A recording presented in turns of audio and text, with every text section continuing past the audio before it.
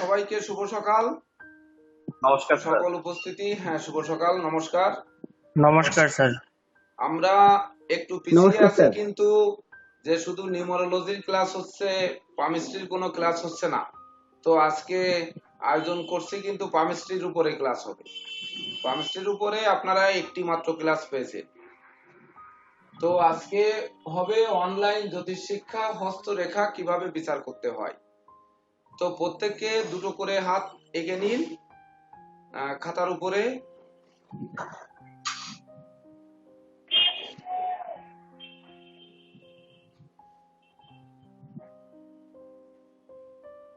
হ্যাঁ, ধন্যবাদ।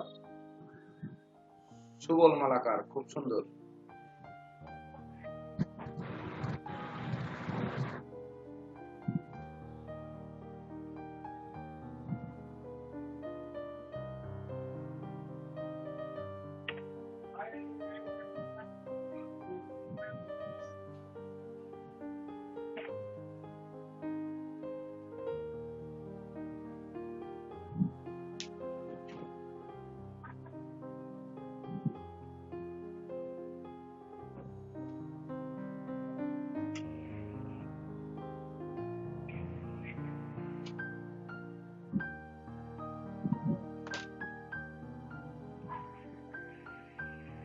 দেখেন হয়েছে আপনাদের হাত আঁকা?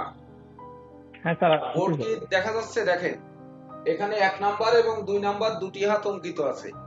তো 1 নাম্বার হাতে দেখেন, এটাকে আমরা আয়ু রেখা বলবো। বৃদ্ধাঙ্গুলের গোড়া থেকে মণিবন্ধ পর্যন্ত যে রেখা আসবে এটা আয়ু রেখা। হাতের মাঝখানে যে রেখাটা থাকবে এটা শিরোরেখা। নামগুলো আপনারা লিখে নিতে পারেন, যে মাঝখানের রেখাটি শিরোরেখা, অনেকে মস্তিষ্ক রেখাও বলে। তো শিরোরেখাকে মস্তিষ্ক রেখা বলাই যাবে।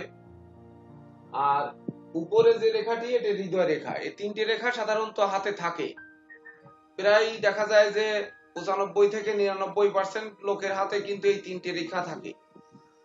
তার সঙ্গে 2 নাম্বার হাতে একটু লক্ষ্য করুন, দেখেন শুধু আয়ু রেখা আছে, আর এটিকে শিরোরেখা ধরবেন না হৃদয় রেখা ধরবেন কিছুই কিন্তু বোঝা যায় না।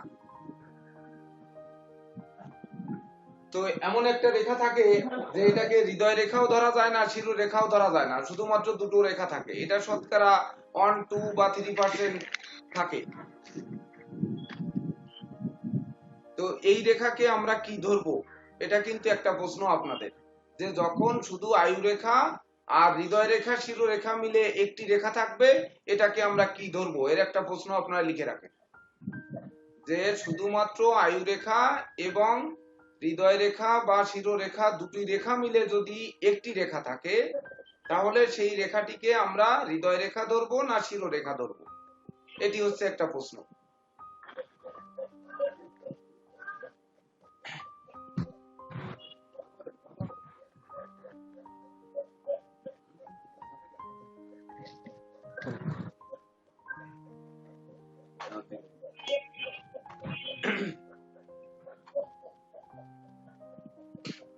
তো তারপরে কিন্তু দেখতে হবে, এই তিনটি রেখাকে আমরা সচরাচর কিন্তু সবাই চিনি, যে আয়ু রেখা বৃদ্ধাঙ্গুলির গোড়ায় থাকবে, হাতের মাঝখানে রেখা থাকবে এটি শিরোরেখা, আর উপরেরটি হৃদয় রেখা। এটা আমরা সচরাচর সবাই চিনি। তো এই কনিষ্ঠ আঙ্গুলের গোড়ায় বুধের ক্ষেত্রে আরো এক বা একের অধিক রেখা থাকতে পারে। এই রেখাকে কিন্তু বিবাহ রেখা বলা হয়, বা বিবাহ বিচার করা হয় এই রেখা থেকে। কনিষ্ঠ আঙ্গুল এবং হৃদয় রেখার, কনিষ্ঠ আঙ্গুলের গোড়া বা মূল, আর সেখান থেকে হৃদয় রেখার উপরে এর মাঝখানে যদি এক বা একাধিক বা ততোধিক রেখা থাকে, যে রেখাগুলোই থাকবে সব বিবাহ রেখা বলে মানতে হবে বা জানতে হবে। এটা দিয়ে বিবাহ বিচার করা হবে। এইবার শুক্রর ক্ষেত্রকে দুই ভাগে ভাগ করব। বৃদ্ধাঙ্গুলের গোড়ার কর থেকে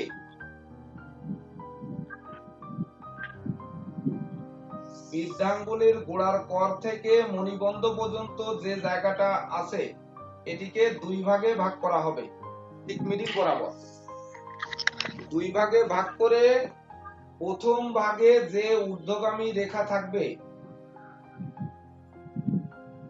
এক অধিক বা 5টা 7টা 10টাও থাকতে পারে, কখনো দুটো থাকতে পারে, তিনটে থাকতে পারে, এ থেকে কিন্তু আমরা ভাই বোন বিচার করব যে তাদের ভাই বোন কয়জন হবে। এখানে যে কয়টা বিশেষ রেখা মানে স্পষ্ট রেখা থাকবে সেগুলোকে ভাই ধরা হবে, যেগুলো একটু অস্পষ্ট বা একটু ছোট আকারে থাকবে সেগুলোকে বোন ধরা হবে।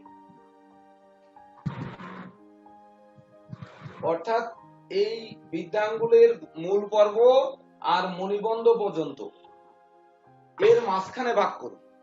মাঝখানে ভাগ করার পরে ঠিক আয়ু রেখার আগ মুহূর্ত পর্যন্ত মানে মণিবন্ধের আগে যে ঊর্ধ্বগামী রেখাগুলো থাকবে এগুলো থেকে ভাই বোন বিচার করবে।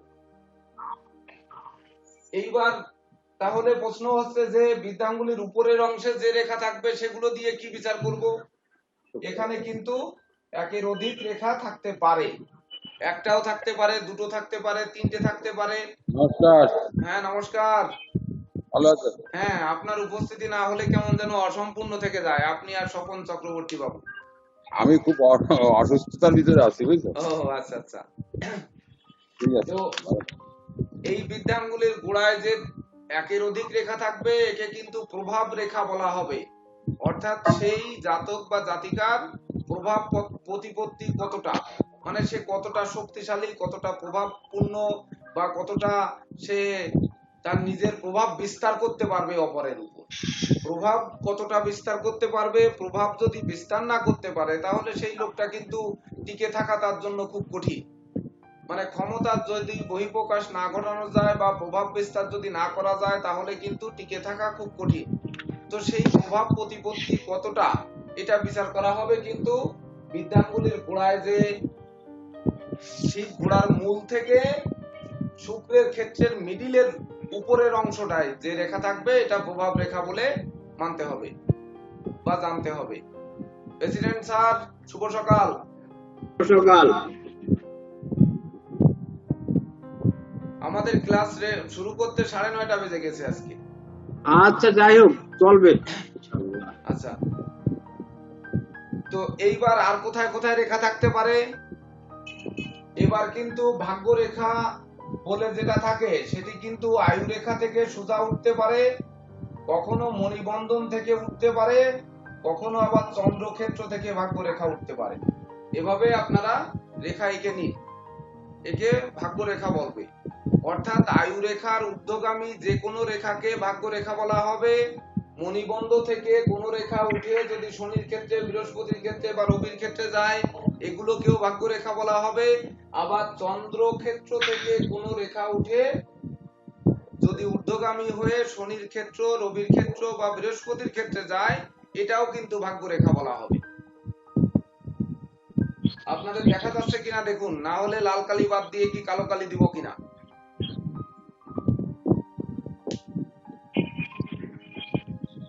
কালো কালি দিলে ভালো হয়, একটু পরিষ্কার দেখা যায়। কিন্তু হাতটা আঁকা আছে তো কালো কালি দিয়ে, এই জন্য লাল কালি দিয়ে দেখাচ্ছিলাম। হাতটাই আগে লাল কালি দিয়ে আঁকতে হতো। আচ্ছা, ওই পাশের হাতটা লাল কালি দিয়ে এঁকে ফেলি।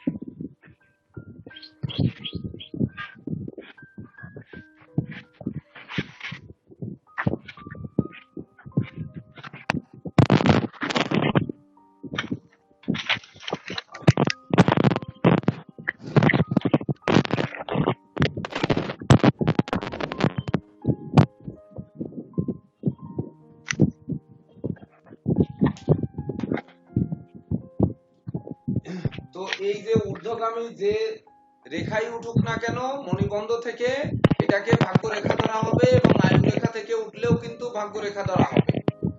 তাছাড়া আরো কিছু রেখা কিন্তু আমাদের দোকানে পেন্সিল হাতে আছে, দেখা যাবে। পেন্সিল আছে, পেন্সিল পেন্সিল আছে দোকানে। ও তর্জনী কম আঙ্গুলের আছে থাকলে একটু গোড়ায় দিয়ে ঠিক পাঠান, আমি এভাবে ক্লাসে বসে যে পেন্সিলের দরকার পড়ে। দেখেন এথাই ঘরে এথাই এথাই সুবল মালাকার, আপনি একটু মিউট করুন। দেখুন এই 2 নাম্বার হাতের দিকে লক্ষ্য করুন। ইন্ডেক্স ফিঙ্গারের গোড়ায় ঊর্ধ্বচন্দ্র আকারে যে রেখাটি থাকবে এই রেখাটিকে সলোমন রিং বা সলোমন বন্ধনী বলা হয়। সলোমন রিং বা সলোমন বন্ধনী দেখেন বোঝা যায় কিনা, এভাবে থাকবে।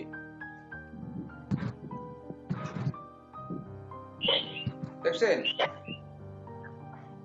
এটার নাম লিখে নিন সলোমন রিং বা সলোমন বন্ধনী। এইবার মিডিল ফিঙ্গারের গোড়ায় আরেকটি রেখা থাকতে পারে এভাবে গোল আকারে। হাতের মাঝখানের আঙ্গুলের গোড়ায় এভাবে গোল আকারে থাকতে পারে, এটাকে শনি বন্ধনী বলা হবে। ঠিক এভাবে।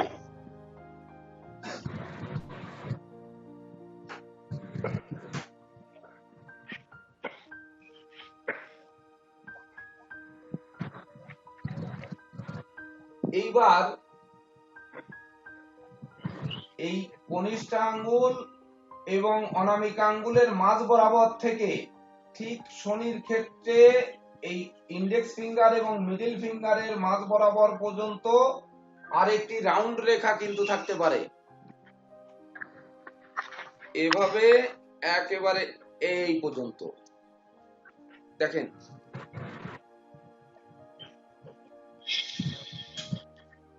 বুঝতে অসুবিধা হচ্ছে? না স্যার। ধরেন এই শনি বন্ধনী নেই, ঠিক এভাবে এই কনিষ্ঠ আঙ্গুল এবং অনামিকা আঙ্গুলের মাঝ থেকে এই তর্জনী আঙ্গুল এবং মধ্যমা আঙ্গুলের মাঝ বরাবর যে রেখাটি থাকবে এটাকে শুক্র বন্ধনী বলা হবে। শুক্র The বন্ধনী। recording has stopped. This meeting is being recorded.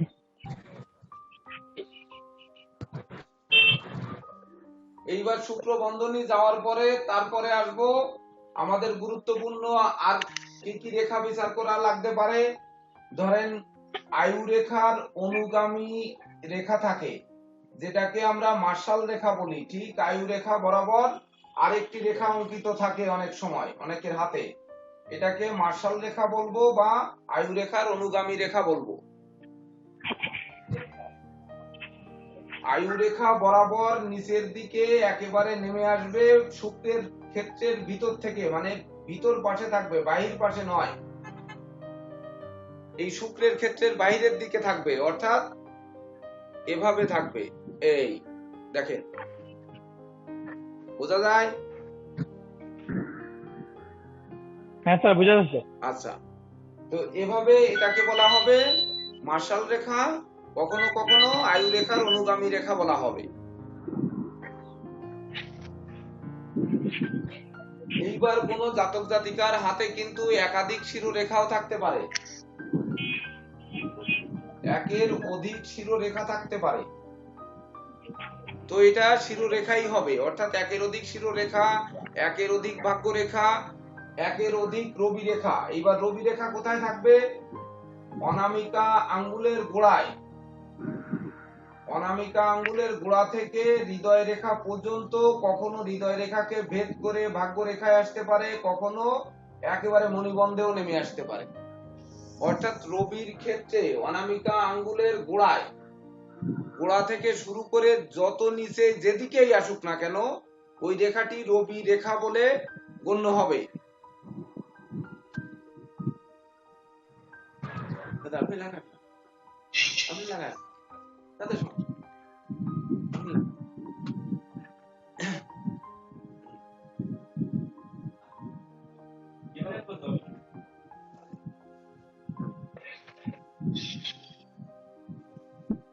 তো এই যে রেখাটি যেমন থাকুক না কেন এটা রবি রেখা হবে। এইবার হচ্ছে চন্দ্রের ক্ষেত্রে আয়ু রেখা বা ভাগ্য রেখা থেকে, বিশেষ করে আয়ু রেখা থেকে চন্দ্রের ক্ষেত্রে একের অধিক রেখা থাকতে পারে, এটাকে ভ্রমণ রেখা বা বিদেশ গমন রেখা বলবে। ঠিক এই চন্দ্রের ক্ষেত্রে এভাবে আড়াআড়ি রেখা থাকবে, এভাবে। বুঝতে পারছেন? এটাকে বিদেশ ভ্রমণ রেখা বা ভ্রমণ রেখা বলা হবে। না, টেবিল ফ্যানটা না, এই জন্য তো কষ্ট, আমাদের এখানে কোনো ফ্যানের কারবার নেই। এইবার একটি রেখা চেনা খুব কষ্ট। এই রেখাটা খুব সূক্ষ্মভাবে মনোযোগ দিতে হবে। এখানে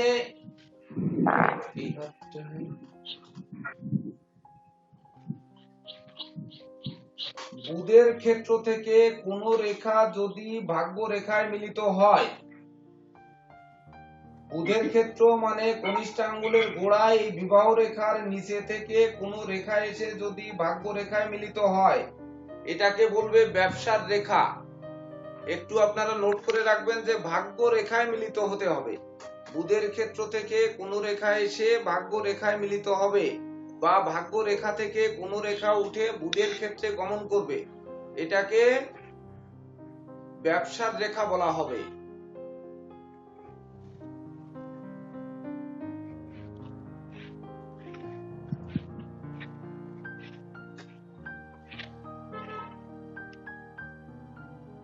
এই যেমন দেখেন, বোঝা যাচ্ছে? ভাগ্য রেখায় মিলিত হতে হবে কিন্তু এটা, বা ভাগ্য রেখা থেকে উঠে বুধের ক্ষেত্রে যেতে হবে। এটা কোনো ক্রমেই অন্য রেখায় মিলিত হলে ব্যবসার রেখা বলবে না। অন্য রেখা বলতে আর একটু লম্বা হয়ে যদি এই রেখাটা আয়ু রেখায় মিলিত হয়ে যায়, এই দেখুন এই লম্বা করে আয়ু রেখায় মিলিত করে দিলাম, অর্থাৎ এই যে পরের অংশ, এই ব্লু কালিতে আপনারা লক্ষ্য করুন, এই যে পরের অংশ যদি মিলিত হয়, মোটা করে দেখানো হচ্ছে, তাহলে কিন্তু স্বাস্থ্য রেখা হয়ে যাবে। অর্থাৎ আয়ু রেখায় মিলিত হলে বুধের ক্ষেত্র থেকে কোন রেখা এসে আয়ু রেখায় যদি মিলিত হয় তখন স্বাস্থ্য রেখা হবে, আর ভাগ্য রেখায় মিলিত হলে তখন ব্যবসার রেখা হবে। এটা কিন্তু আলাদাভাবে বুঝতে হবে যে এই রেখাটি আমরা যেন স্বাস্থ্য রেখা আর ভাগ্য রেখা, স্বাস্থ্য রেখা আর ব্যবসার রেখা বলে একসঙ্গে যেন গুলিয়ে না ফেলি বা মিলিয়ে না ফেলি। এই ব্লু অংশ যদি যুক্ত থাকে তাহলে স্বাস্থ্য রেখা হবে, আর ব্লু অংশ মুক্ত থাকলে তখন ব্যবসার রেখা হবে। কারেন্টই চলে গেল।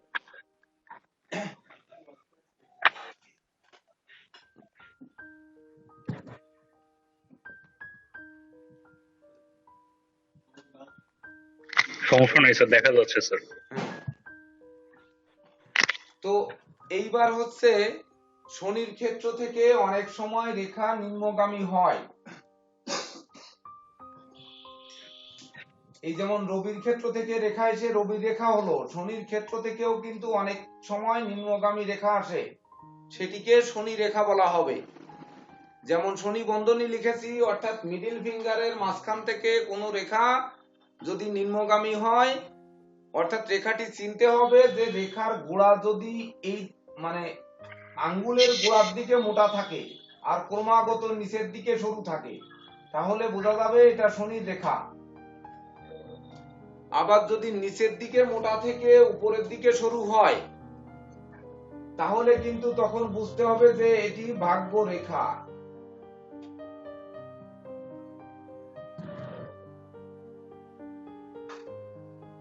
ঠিক কেমন দেখেন,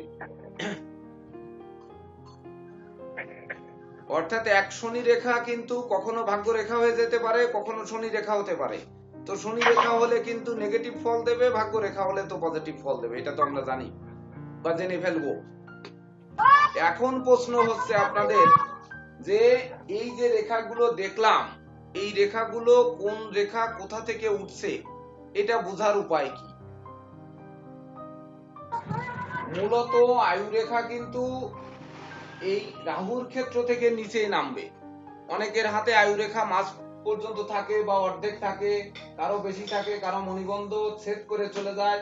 ও আরো একটু লিখে নিন যে মণিবন্ধে যে রেখা থাকে এই আঁকা বাঁকা, এটাকে মণিবন্ধ রেখা বলে। তো সাধারণত এই কয়েকটি রেখাই কিন্তু হাতের রেখায় থাকে।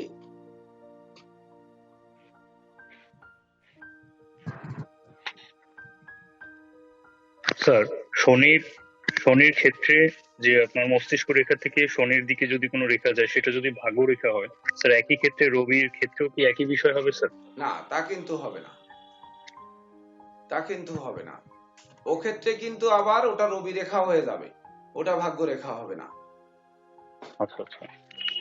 এইবার ভাগ্যরেখা হতেও পারে, তার একটা বিশেষ ব্যাপারটা দেখতে হবে যে রেখাটি কোন দিক থেকে আসলো, আমরা সেই জায়গায় কিন্তু যাচ্ছি।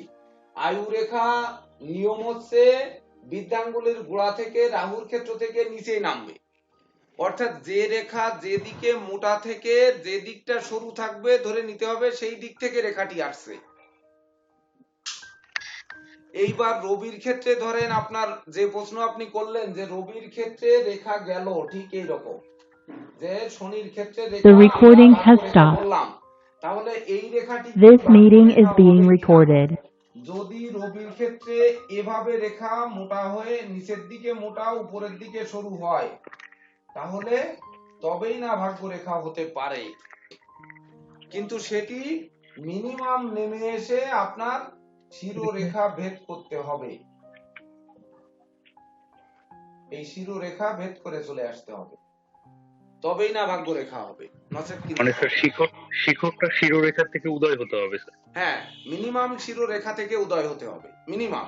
শিরোরেখার নিচেই হলে যত নিচেই হবে তত ভালো, কিন্তু শিরোরেখার একটু উপর থেকেও যদি শুরু হয় তাহলে সেটি কোনো ক্রমেই ভাগ্যরেখা হবে না, ওটা রবি রেখাই হবে।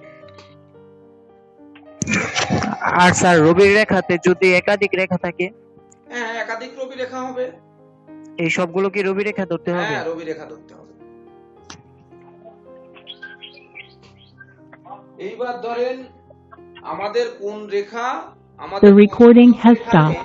যে রেখাটি This ভাগ্যরেখা meeting is না being recorded. শনি রেখা না রবি রেখা, এটি বোঝার উপায় কি? স্যার তর্জনী এবং মধ্যমার মধ্যে দুই অঙ্গুলির মধ্যে যদি একটা বন্ধনী হয় স্যার, সেটাকে কি বলা হয়? তর্জনী এবং মধ্যমার দুটো আঙ্গুল মিলে একটা বন্ধনী, হ্যাঁ স্যার। ঠিক এই মধ্যমা এবং মিডিল বরাবর, না স্যার, যেভাবে অ্যাকশন এভাবে স্যার। এই মধ্যমা দিয়ে এই তর্জনী আঙ্গুলের মাঝ বরাবর। হ্যাঁ স্যার, হ্যাঁ হ্যাঁ এরকমই স্যার। আচ্ছা, এটা শনি বন্ধনী ধরা হবে, শনি বন্ধনী। শনির বলয় বা শনি বন্ধনী ধরা হবে।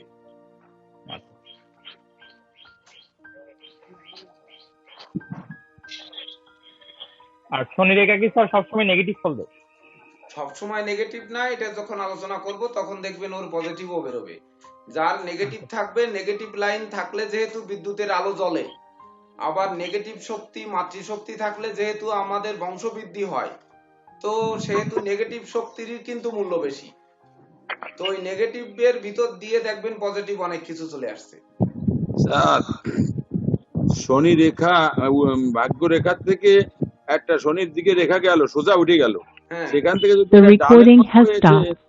ওই তর্জনী এবং মধ্যমার মাঝখানে যায়, তাহলে সেটাকে কি রেখা বলবো? সেটাও শনি রেখা মানে ভাগ্য রেখা বলবেন। এইবার ওটা ভাগ্য ভাগ্য রেখা কয়েক ভাবেই কিন্তু যেতে পারে। এইবার আমরা এই হাতে আসতেছি, এই 2 নাম্বার হাতে দেখেন। প্রথমে আমি কি বলেছি যে আয়ু রেখা থেকে কোন রেখা উঠে ঊর্ধ্বগামী হলে সেটাকে ভাগ্য রেখা ধরবো। তো যেখানেই যাক, আয়ু রেখা থেকে ঊর্ধ্বগামী কোন রেখা উঠে যদি উপরের দিকে যায় এটা কিন্তু ভাগ্য রেখা। তো আয়ু রেখা যে বয়স থেকে যেখানেই উঠুক এটাই একটা শুভ রেখা। তো শুভ রেখাকে আমরা ভাগ্য রেখা বলতে পারি, অর্থাৎ এক বাক্যে বলতে পারি আয়ু রেখার ঊর্ধ্বগামী রেখা মাত্রই শুভ। তো যদি শুভ হয় তাহলে সেটা ভাগ্য রেখা বলতে আমাদের বাধা কোথায়? তো ভাগ্য রেখা আয়ু রেখা থেকে উঠতে পারে, মণিবন্ধের গোড়া থেকে উঠতে পারে, আবার চন্দ্রক্ষেত্র থেকেও উঠতে পারে। এইবার উঠে কোথায় যাবে? কখনো বৃহস্পতির ক্ষেত্রে যেতে পারে, কখনো শনির ক্ষেত্রে যেতে পারে, কখনো রবির ক্ষেত্রে যেতে পারে, বা ক্ষেত্রের মাঝ বরাবর যেতে পারে, কিন্তু বুধের ক্ষেত্রে যাবে না। কনিষ্ঠা আঙ্গুলের এবং অনামিকা আঙ্গুলের মাঝখান ক্রস করবে না কখনো ভাগ্য রেখা, অর্থাৎ বুধের ক্ষেত্রের মধ্যে কোনো ভাগ্য রেখা প্রবেশ করবে না, তাহলে কিন্তু তাকে ভাগ্য রেখা বলা হবে না। তখন কিন্তু ওইটা ব্যবসা রেখা হয়ে যাবে বা স্বাস্থ্য রেখা হয়ে যাবে। যদি আয়ু রেখায় মিলিত থাকে স্বাস্থ্য রেখা হবে, আর যদি ভাগ্য রেখায় মিলিত থেকে ওঠে তখন ব্যবসার রেখা হয়ে যাবে। অর্থাৎ বুধের ক্ষেত্রের ভিতর গেলে কিন্তু ভাগ্য রেখা বলবে না, অথচ বৃহস্পতির ক্ষেত্রের দিকে গেলে ভাগ্য রেখা বলা হবে। শনির ক্ষেত্রে যাক বা শনি বৃহস্পতির মাঝখান বরাবর যাক বা রবি শনির মাঝখানে যাক, যেখানেই যাক না কেন, সবগুলোই কিন্তু ভাগ্য রেখা হবে। এইবার নিচে থেকে উঠলো না উপর থেকে নামলো, রেখাটি বোঝার উপায় কি? যদি প্রতিটা রেখার নিচের দিকে মোটা এবং আগার দিকে সরু থাকে তাহলে বুঝবো নিচের থেকে উঠেছে। যেমন গাছের গোড়া কিন্তু মোটা থাকে আর আগা হচ্ছে চিকুন থাকে যে কোনো গাছে, তাই থাকে কিনা বলেন? থাকে। তো আমাদের এখানে গাছের সঙ্গে কল্পনা করতে হবে যে যে দিকটা মোটা থাকবে সেই দিকটা হচ্ছে রেখার গোড়া, আর যে দিকটা সরু থাকবে সেটি হচ্ছে রেখার আগা। তো এই ভাগ্য রেখা যে নিচের থেকে উঠলো না উপর থেকে নামলো, এইটা বোঝার উপায় হচ্ছে যদি কখনো উপর থেকে উপরের দিকে মোটা থেকে উল্টা ঝুলে পড়ে, অর্থাৎ একটি গাছকে যদি উল্টা দিকে ঝুলায় দেওয়া হয় ডালপালা কেটে, এই ধরেন ঝুলাই দিলাম,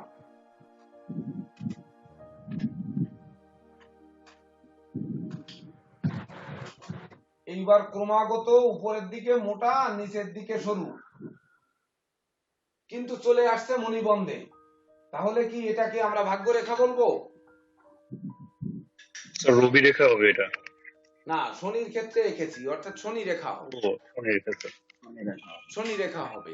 যদি ঠিক এমনি রবির ক্ষেত্র থেকে যদি এভাবে মোটা হয়ে মণিবন্ধে চলে আসে তাহলেও কিন্তু এটি রবি রেখা হবে, এটা আর ভাগ্য রেখা হবে না, কারণ উপরের দিকে মোটা, এটা লক্ষ্য রাখতে হবে। আবার বৃহস্পতির ক্ষেত্র থেকেও যদি আসে নিম্নগামী তাহলে এটা কিন্তু বৃহস্পতির থেকে নিচেই নেমেছে রেখা, এটা ভাগ্য রেখা কিন্তু হবে না, নিম্নগামী রেখা হবে।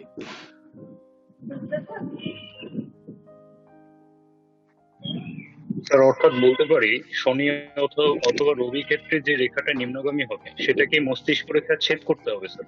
অবশ্যই ছেদ করতে হবে। ছেদ করতে হবে বলে কথা নয়, আবার ওই ক্ষেত্রেও থেকে যেতে পারে, যেহেতু শনি রেখা বলা হবে এটাকে শনির ক্ষেত্রে সমাপ্ত হতে পারে, হৃদয় রেখা ছেদ করতেও পারে, শিরোরেখা ছেদ করতে পারে, মণিবন্ধে চলে আসতে পারে। কিন্তু আমাদের প্রশ্ন হচ্ছে যে এটিকে ভাগ্য রেখার সঙ্গে মিলিয়ে ফেলতেছি কিনা। তার জন্য আমাদের কি করতে হচ্ছে যে মণিবন্ধ থেকে যেহেতু ভাগ্য রেখা ওঠে বা আয়ু রেখা থেকে যেহেতু ভাগ্য রেখা ওঠে, তো এই আয়ু রেখা এবং মণিবন্ধ রেখায় যদি টাচ করে তারপরেও সেটি শনি রেখা হবে বা রবি রেখা হবে, যেহেতু উপর থেকে নেমেছে।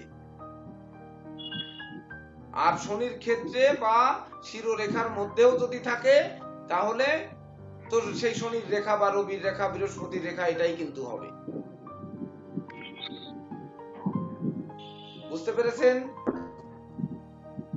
ঠিক তদনুরূপ এই যে ব্যবসার রেখা যেটা এই বুধের ক্ষেত্র থেকে যদি নিম্নগামী হয়ে রেখা নামে তখন কিন্তু এটা বুধ রেখা হবে, তখন কিন্তু আর ব্যবসার রেখা হবে না।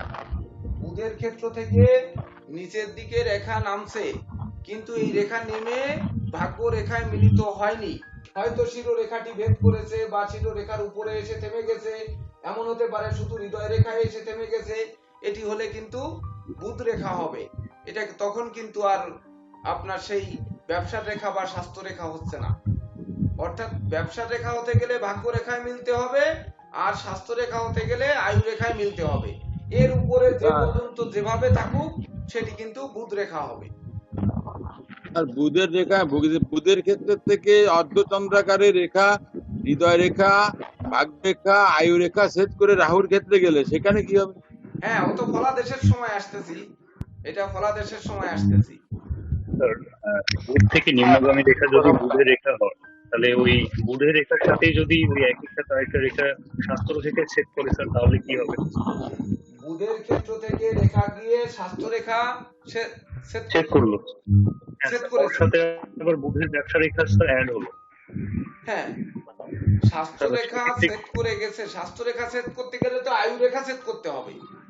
হ্যাঁ স্যার, আয়ু রেখা ছেদ করতে হবে, সেটা ওই যখন ফলাদেশ বলবো, রেখার ফলাদেশ বলবো তখন। আগে হচ্ছে আমরা রেখাগুলো চিনবো, তারপরে ফলাদেশে যাব। স্যার একটা কথা বলতাম স্যার। তো এইবার রেখা তাহলে আমরা কোথা থেকে কোনটি উঠতেছে আমরা বুঝতে পারতেছি। তাহলে যে রেখার গোড়া কোন দিকে আগা কোন দিকে আপনারা প্রত্যেকের হাত দেখে একটু দেখুন তো।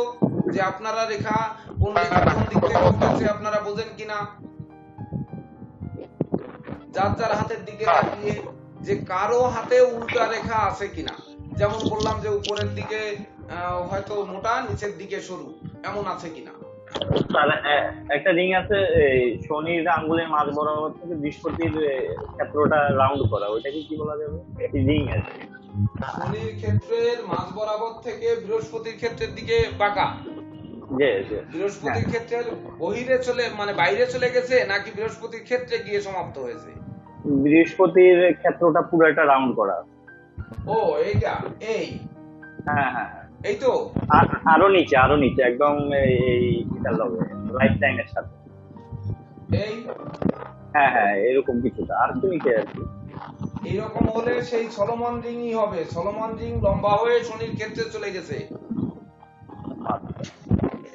আবার যদি এইটা শনির ক্ষেত্র থেকে বেরিয়ে এসে এই রাহুর ক্ষেত্রের মানে শিরোরেখাকে টাচ করে, তখন কিন্তু এটা রাহু রেখা হয়ে যাবে। আরেকটু ছোট হইলে স্যার, আরো ছোট হইলে রিংটা আরেকটু ছোট হইলে কোন দিকে ছোট হবে? এইদিকে না উপরের দিকে? নিচের দিকে। নিচের দিকে ছোট হলে তখন শনি রেখা হবে। যদি রাহুর ক্ষেত্রে না যায় তখন শনি রেখা হবে। স্যার ভাগ্যরেখার দুই মাথা চিকন হলে মাঝে মোটা হলে কি? রেখার নিচের মাথা উপরের মাথা দুই মাথায় সরু, হ্যাঁ, মাঝখানে মোটা। তাহলে ধরে নেওয়া যাবে যখন ফলাদেশ বলবো তখনই ফলাদেশ ওভাবেও বলবো, সব রকম ভাবে ফলাদেশ বলবো। আগে রেখাগুলো একটু মনোযোগ সহকারে। আচ্ছা স্যার, হ্যাঁ, আয়ু রেখা থেকে একাধিক ভাগ্যরেখা উঠলে মানে রাহু ক্ষেত্র পর্যন্ত একাধিক একটি একটি করে ছোট ছোট করে, হ্যাঁ এই সবগুলো কি ভাগ্যরেখা হবে? হ্যাঁ, সবগুলো আয়ু রেখার ঊর্ধ্বগামী রেখা মাত্রই শুভ, এইরকম একটা কথা কিন্তু আমরা মূল সূত্র হিসাবে মেনে নিব সব সময়। তো আয়ু রেখার ঊর্ধ্বগামী রেখা মাত্রই শুভ, যেহেতু এটা মূল সূত্র, তাহলে এটাকে ভাগ্য রেখা ধরে নেওয়া যাবে। একটি রেখা স্যার একদম শনির ক্ষেত্র পর্যন্ত গিয়েছে আর বাকি ছোট ছোট। হ্যাঁ, ওটাকে ভাগ্য রেখা ধরে নেওয়া যাবে।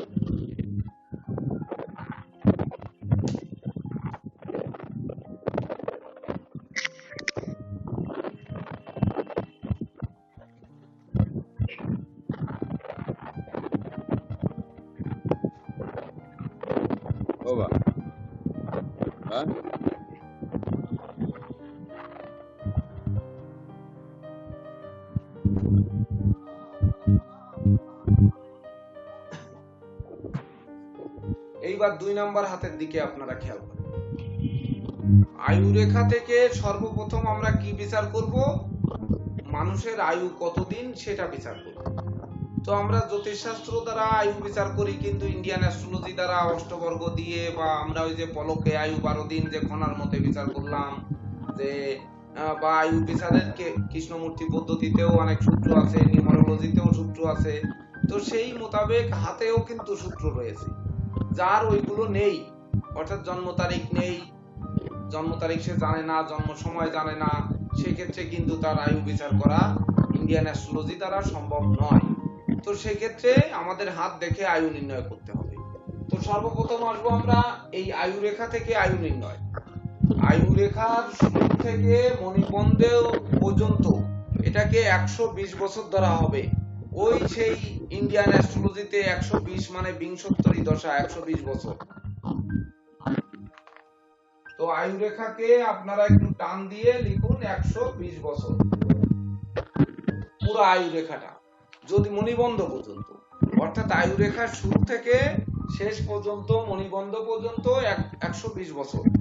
এইবার যদি এর মাঝখানে আমরা ভাগ করি, ঠিক মিডিল বরাবর যদি ভাগ করি, তাহলে প্রথম ভাগ 60, পরের ভাগ 60। এবার আমরা 4 ভাগে ভাগ করলাম, তাহলে কি হবে?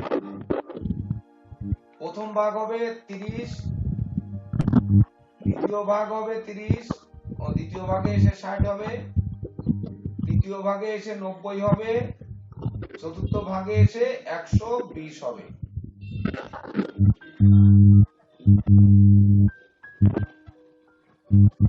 এইবার যদি আমরা 8 ভাগে ভাগ করি,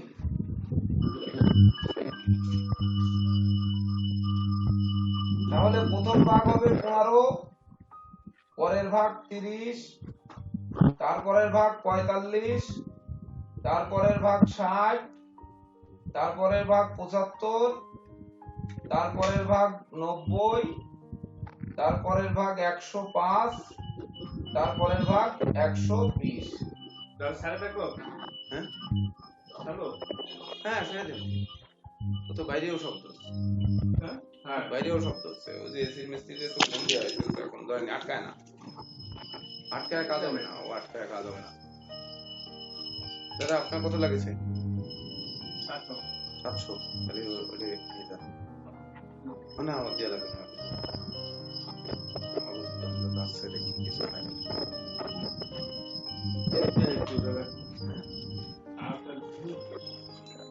তো এভাবে কিন্তু আয়ু রেখার বয়স বিচার করতে হবে যে কত বছর বয়স পর্যন্ত এইবার আয়ু রেখা আছে। তো কারো হাতে যদি হাফ পর্যন্ত থাকে বা কোন পর্যন্ত আছে সেটা তো আপনারা বের করতে পারবেন না?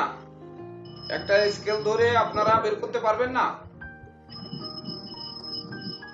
পারবেন? আচ্ছা পারবো স্যার। তো এখানে একটা বিষয় আছে স্যার, সেটা হচ্ছে যদি রেখাটা ভেঙে যায় আবার যদি ঊর্ধ্বগামী থেকে ওই রেখার সাথে যুক্ত হয়ে যায় স্যার, সেটা হচ্ছে ফলাদেশ। ওটা তো বলবো যে আয়ু রেখা ভাঙা থাকলে কি হবে, মাঝখানে ফাঁকা থাকলে কি হবে, এগুলো তো বলবো। This meeting is being recorded. এটা তো একটা ক্লাসেই সব হয়ে যাবে না, আমরা এক একটা করে আগে বুঝি। তাহলে এবার আয়ু রেখা থেকে আমরা বয়স বের করতে পারলাম যে কত বয়স পর্যন্ত তার আয়ু হবে। এবার কিন্তু আমরা আসবো শিরোরেখা থেকে। শিরোরেখার কোন সাইড থেকে আমরা শুরু ধরবো বলেন তো, কেউ বলুন, শুরু কোন সাইডে ধরবো? রাহুর গোড়া থেকে, রাহু থেকে। হ্যাঁ রাহুর গোড়া থেকে, ধন্যবাদ। এইবার মঙ্গলের স্থান থেকে স্যার ঠিক হাতের মাঝ বরাবর একটি দাগ টানুন, এটাও কিন্তু 120 বছর হবে। ঠিক একই রকম ভাবে যদি আমরা এটাকে 4 ভাগে ভাগ করি, তাহলে প্রথম ভাগ 30, পরের ভাগ 60, এভাবে আপনারা লিখে নিন। প্রথম ভাগ 30, পরের ভাগ হচ্ছে 60 বছর, পরের ভাগ 90 বছর, তারপরের ভাগ 120 বছর।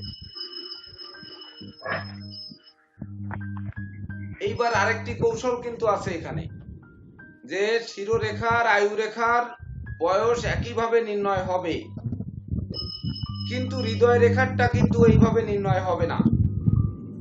তো হৃদয় রেখারটা কিভাবে নির্ণয় হবে? হৃদয় রেখারটা নির্ণয় করতে গেলে আমাদের সর্বপ্রথম আসতে হবে, এই দেখেন, অনামিকা আঙ্গুল এবং কনিষ্ঠ আঙ্গুলের মাঝ বরাবর রেখা টেনে হৃদয় রেখা স্পর্শ করলে প্রথম ভাগ 25 বছর।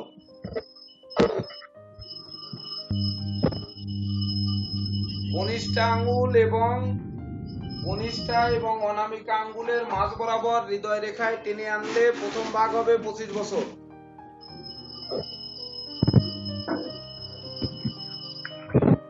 দেখছেন?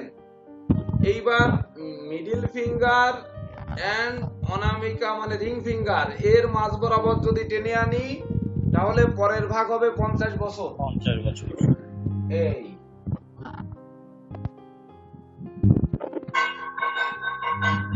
এইবার হচ্ছে শনির আঙ্গুল বরাবর যখন আমরা নিচে টেনে আনবো, শনির আঙ্গুলের মাঝখান, শনির আঙ্গুল এবং তর্জনী আঙ্গুল মানে মধ্যমা এবং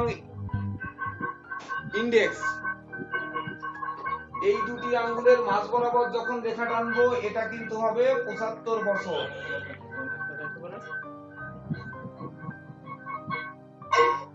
তো এইখানে কিন্তু আমাদের 120 মানে অনেক বাকি থেকে গেল না। চলুক, যাই হোক, ওজলে মলে যাক, একটু বাতাস লাগতেছে তো। রানিং এসে পরে বাস ওই ঠান্ডা ঢুকবে শেষ মানে ফায়ার হচ্ছে। হ্যাঁ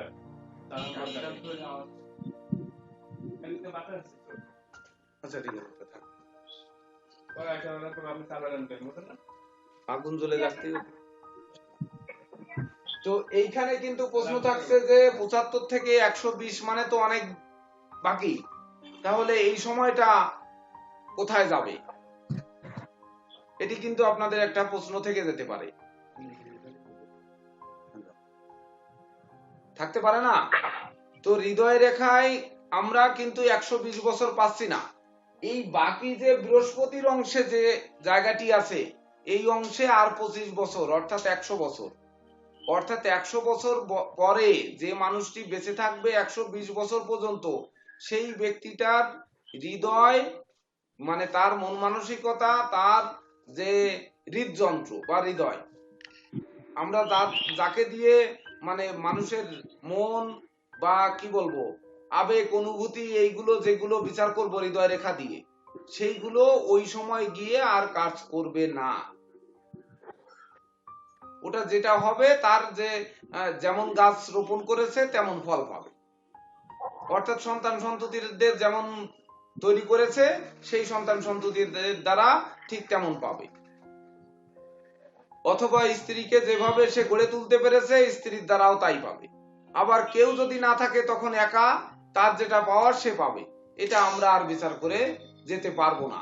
তবে যেতে পারবো যখন হৃদয় রেখার মাথা থেকে অর্থাৎ এই 75 বছর থেকে কোনো শাখা রেখা বেরোবে, এরপরে লোকটা বেঁচে থাকলে অবশ্যই কিন্তু শাখা রেখা বের হবে। তো সেই শাখা রেখা দিয়ে আমরা বাকি জীবনটা কোন দিকে ধাবিত হবে সেটা বিচার করব। ওখানে একটু লিখে নিন যে 75 বছরের পরে হৃদয় রেখার কোন শাখা রেখা যেটা বের হবে, সেই শাখা রেখা দিয়ে তার মৃত্যুকাল পর্যন্ত তার মন মানসিকতা বা তার আবেগ অনুভূতি সকল কিছু বিচার করা হবে। কথা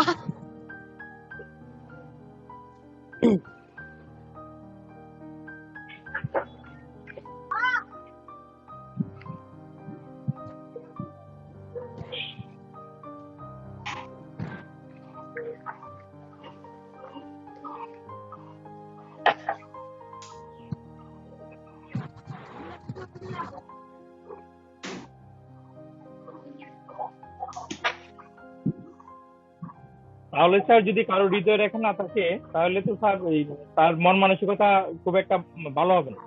হৃদয় রেখা না থাকলে যে হবে না এমন কোনো কথা আছে? যার হাত কাটা আছে তার কি হৃদয় নেই? যার দুটো হাতই কাটা সে এভাবে ধরে ভিক্ষা করে, মানে দুটো হাতই কাটা এভাবে ধরে ভিক্ষা করে বা এভাবে ধরে কাজ করে।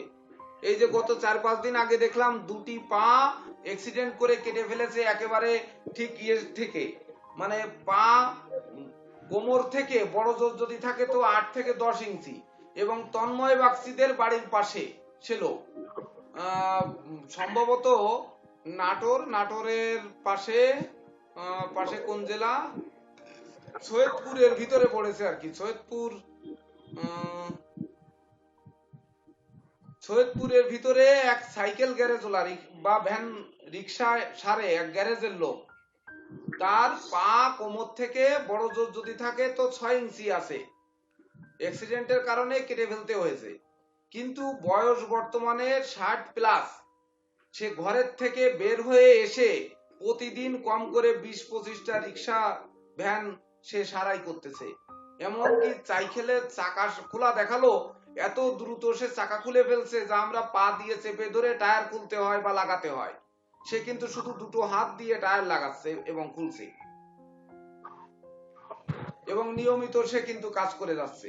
আমরা যখন সাইকেলের চাকার মানে রিং এর টাল ভাঙতাম তখন কিন্তু পা লম্বা করে বসে মানে ঘুরিয়ে ঘুরিয়ে দেখতে হতো, মানে এখনকার সময়ের মতো এরকম যন্ত্র ছিল না। আমরা ছোটবেলায় যখন রিং এর টাল ভাঙতাম তো তখন পা সোজা করে মাঝ বরাবর দাঁড়িয়ে দেখতে হতো যে টাল হচ্ছে কিনা।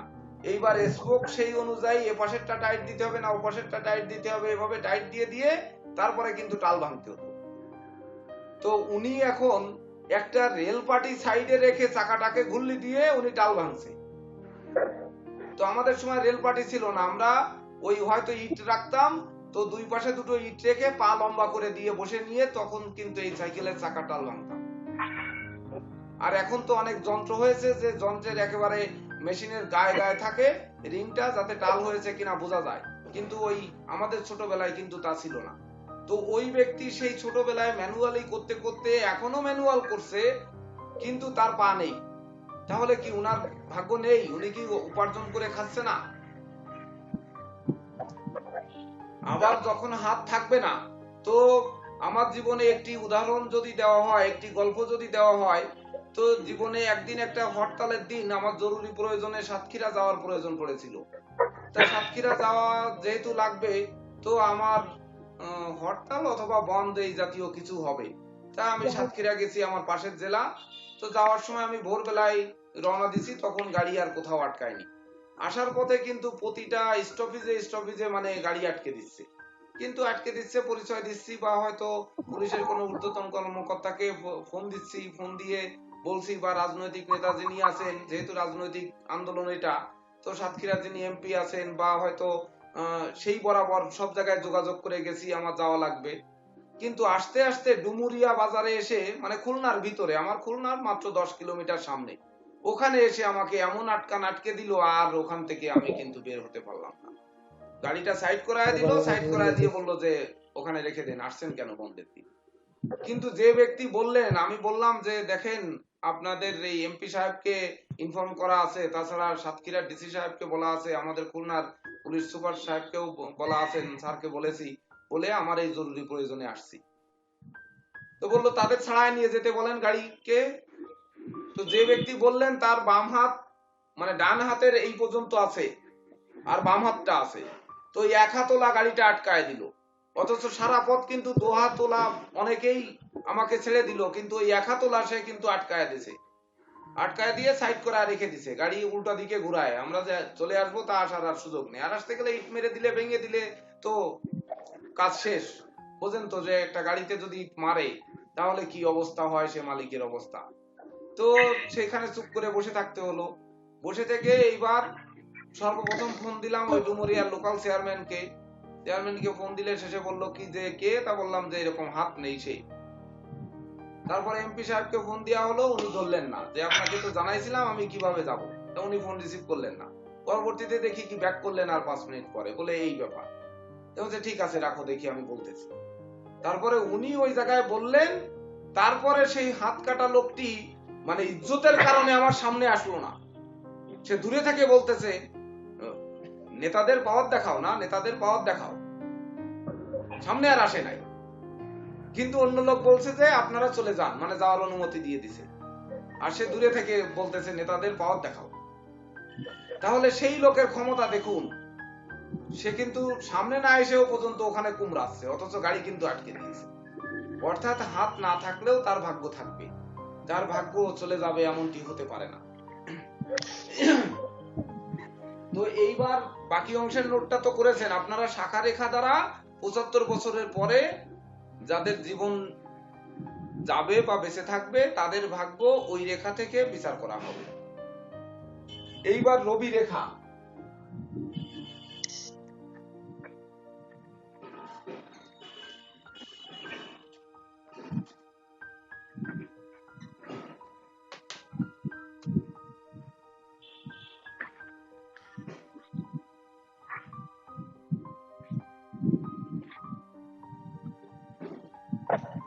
এই দেখেন রবি রেখা হৃদয় রেখার উপরে প্রথমটা হচ্ছে 25 বছর,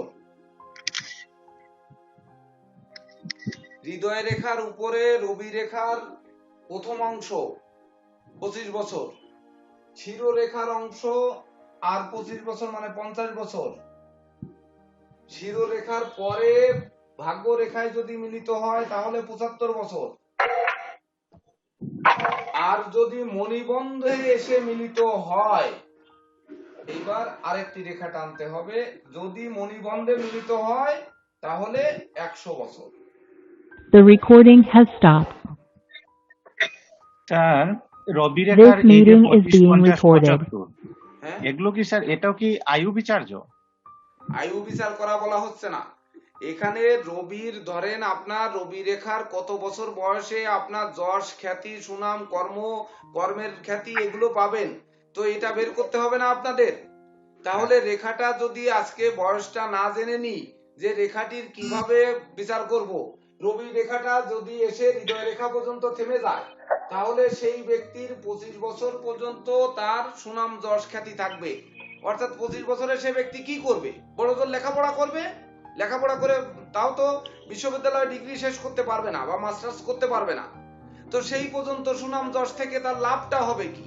তারপরে তো তার কোনো যশ নেই, খ্যাতি নেই, সুনাম নেই, তো তখন তার জীবন কিভাবে অতিবাহিত হবে? অর্থাৎ পরের 25 বছর তার কেমন কাটবে, তারপরের 25 বছর কেমন কাটবে, আর লাস্টের 25 বছর কেমন কাটবে, রবি কতটা সুনাম যশ খ্যাতি প্রতিপত্তি কত বছর বয়সে দেবে।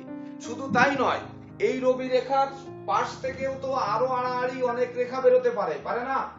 এই রবির ক্ষেত্র থেকে বেরোতে পারে, কোন জায়গা থেকে ঊর্ধ্বগামী হতে পারে, কোন জায়গা থেকে বহির্গামী হতে পারে। তাহলে সেই রেখাগুলো কত বছর বয়সে তাকে ওই জায়গাটায় আঘাত করবে বা ওই জায়গাটিতে তাকে পরিপূর্ণ করবে, এটাকে বের করতে হবে না? হ্যাঁ, বুঝছি স্যার। গতকালকে ফেসবুকে একটি পোস্ট দেখলাম যে 1 মগ চাউল দান করতে, মানে 500 গ্রাম চাউল দান করতে যদি 14 জন মানুষের প্রয়োজন হয়, তো এটা হয়তো ইসে আসতে পারে, মানে পরীক্ষায় আসতে পারে, এবার এসএসসি পরীক্ষায়। আপনারা প্রশ্ন হিসেবে লিখে রাখুন। এমন একটা পোস্ট দিয়েছে কোনো এক ব্যক্তি, তো লিখেছে যে 1 মগ চাউল দেওয়ার জন্য, দান করার জন্য যদি 14 জন লোককে প্রয়োজন হয়, তাহলে 10 কেজি চাউল দিতে কতজন লোককে লাগবে? এটা যদিও একটা জোকস, কিন্তু এই যে কত বছর বয়সে সে চাউলটা পাবে আর কত বছর বয়সে চাউলটা দেবে, এটা বের করার জন্য কিন্তু এই বয়সটা এভাবে জানতে হবে।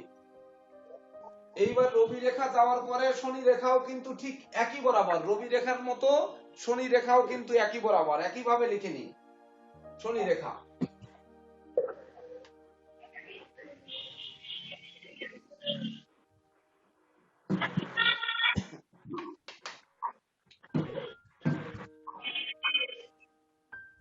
প্রথম ভাগ হৃদয় রেখার উপরে 25, শিরোরেখার হৃদয় রেখার মাঝখানে 50, তারপরে হচ্ছে এই যে আয়ু রেখার মিডিল বরাবর 75 এবং 100 মণিবন্ধের উপরে। এখানে কিন্তু আপনাদের একটি প্রশ্ন থাকতে পারে, যে আমাদের হৃদয় রেখাতে 75 বছরে গিয়ে শেষ করলাম, বাকিটা শাখা রেখার থেকে বিচার করব। রবি রেখায় 100 বছরে গিয়ে শেষ করলাম, বাকিটা কোথা থেকে বিচার করব? এটি একটি প্রশ্ন, লিখে রাখুন। রবি রেখা 100 বছরে গিয়ে শেষ হলো, যদি 120 বছর পর্যন্ত বিংশোত্তরীতে যায়, তাহলে বাকি 20 বছর কিভাবে বিচার করব? এটাই আরেকটি প্রশ্ন।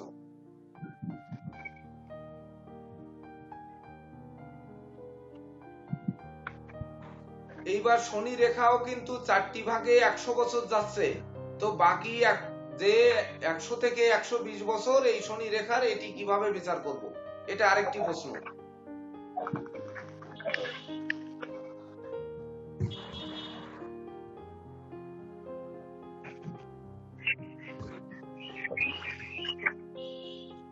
হয়েছে?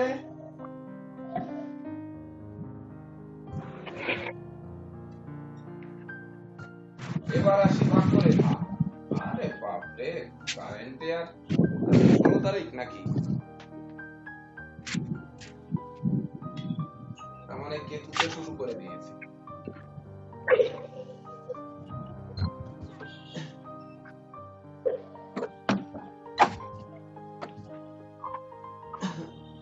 এইবার দেখেন ভাগ্য রেখা যদি আয়ু রেখা থেকে ওঠে, এক বা একের অধিক, যেটি হচ্ছে আমাদের দুর্জয় আচার্য প্রশ্ন করেছিলেন, একের অধিক আয়ু রেখা থেকে কোনো ভাগ্য রেখা মানে ঊর্ধ্বগামী রেখা যদি ওঠে, তাহলে এই রেখাটা কত বছর বয়স থেকে উঠেছে? যে প্রশ্ন সুবল মালাকার বললেন একটু আগে, যে আমরা এই বয়সগুলো জানবো কেন, এগুলো আমার কোন কাজে লাগবে? তো এইবার বলুন, আমার এই যে দুটো আয়ু রেখা থেকে যে ঊর্ধ্বগামী রেখা উঠেছে, এই দুটো তো ভাগ্য রেখা, তো কত বছর বয়সে তাদের ভাগ্য খুলবে? তার প্রথম 30, হ্যাঁ, প্রথমটা 30, প্রথমটা 30, হ্যাঁ, তারপরটা পরেরটা 45 বা 50। 50। হ্যাঁ, আচ্ছা, এটা হচ্ছে অনুমান। তার একটু বেশি কম হতেই পারে, একটু 2-1 বছর বেশি কম হতে পারে, যেহেতু মাঝ বরাবর 60 আর এর মাঝখান হচ্ছে 30। প্রথমটা 30 ঠিক হয়তো হবে, পরেরটা 60, 60 থেকে 10, 50 55। না হলো 49 হলো বা 51 হলো, এর বেশি তো আর আপ ডাউন হবে না, হবে? না, আর যখন আমরা স্কেল ধরে করব তখন কিন্তু অ্যাকুরেটটা আমরা বের করে ফেলতে পারবো, পারবো না? হ্যাঁ স্যার। আন্দাজে যদি দুর্জয় আচার্য এটাকে 30 এবং পরেরটা 50 বলতে পারে, তো দেখুন 50 এর কিন্তু কাছাকাছি যাবে, বড় জোর না হলে 49 বা 51 হবে, কিন্তু 48 বা 52 হবে না।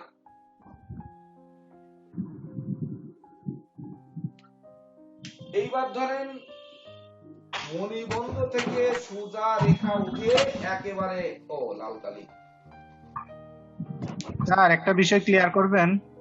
হ্যাঁ বলেন। স্যার ধরেন এই যে হাত, তো আমি আমার যে আয়ু রেখা বিচার কি এইখান থেকে স্কেল ধরবো স্যার? হ্যাঁ হ্যাঁ, ইয়েস। হাতের এইখান যে থেকে পুরুত্ব, হাতের যে পুরুত্ব, আগে থিকনেস বা ঘনত্ব, এটা কিন্তু বুঝতে হবে। ওটাও আমরা আসবো একটু পরে। কেন বুঝতে হবে? কারো হাত বেশি মাংসল, কারো হাত বেশি পাতলা। যেমন আমাদের খালেদা ম্যাডামের হাত মনে হয় সম্ভবত মাংসল হবে। এইবার আমাদের কৃষ্ণলাল ভট্টাচার্য, ওনার হাতও মাংসল হবে সম্ভবত।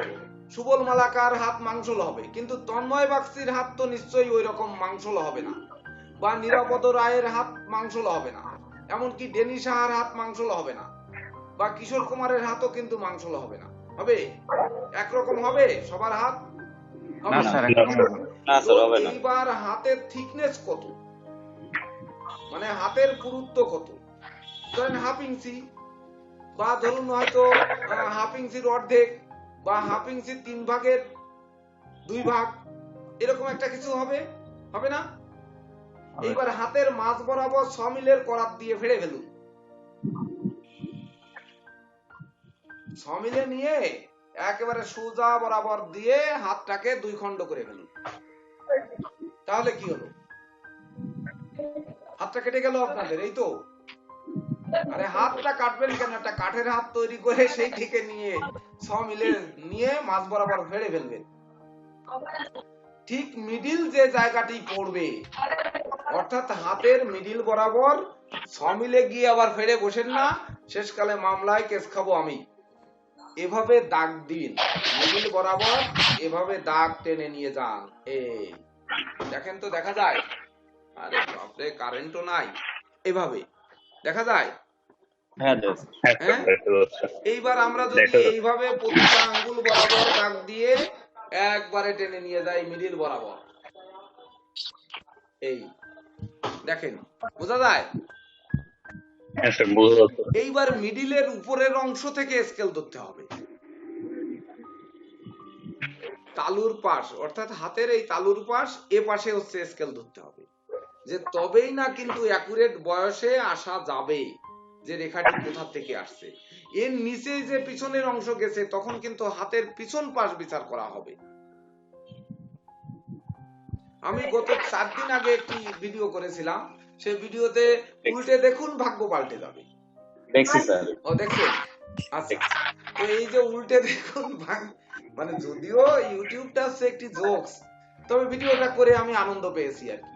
তো দেখে ভালো লাগছে। উল্টা পাশেও কিন্তু মানে মানুষের ভাগ্য থাকতে পারে, সেটা নিয়ে আমরাও কিন্তু পরবর্তীতে আসবো। অবশ্যই থাকতে পারে, শুধু থাকতে পারে না, অবশ্যই পারে। অনেক কিছু রয়েছে উল্টা পাশে। তো আমরা সাধারণত জানি হাত দেখা মানে হাতের সামনের পাশ দেখা। তো আমরা আগে সামনের পাশ শিখি, তারপরে আমরা পিছন পাশ দেখি যে পিছন পাশ কিভাবে দেখা। তো এই মাঝ বরাবর যে রেখা যে পর্যন্ত যাবে, ও পর্যন্ত মাপ দিতে হবে।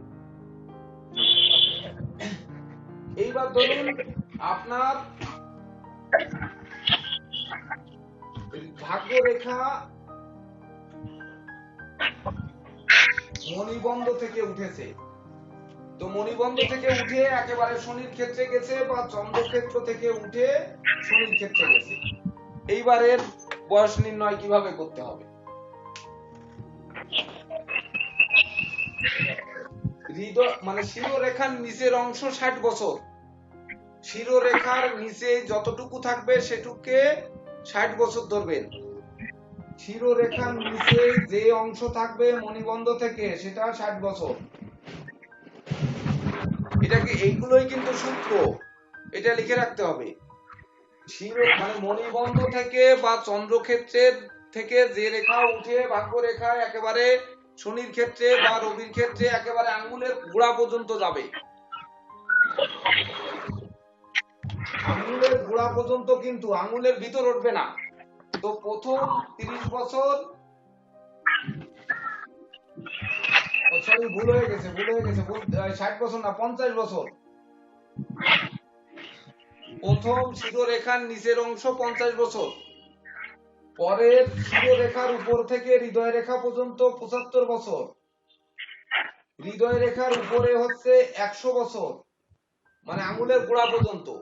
এইবার অনেকের ভাগ্য রেখা কিন্তু এই আঙ্গুলের কর ভেদ করে উঠে যায়, আপনারা দেখেছেন কিনা জানি না। কেউ দেখেছেন যে ভাগ্য রেখা উঠে এই মাঝখানের আঙ্গুলের কর ভেদ করে এমনকি এভাবে উঠে যায়? এমন কোন আমি দেখেছি স্যার, দেখেছেন? আমি দেখেছি স্যার। হ্যাঁ দেখেছেন, হ্যাঁ এরকম কিন্তু উঠে যায়। তো এই পরেরটা বিচার করা হবে, আঙ্গুলে যদি ওঠে সেটা 100 থেকে 120 বছর, ওইটা লিখে রাখুন।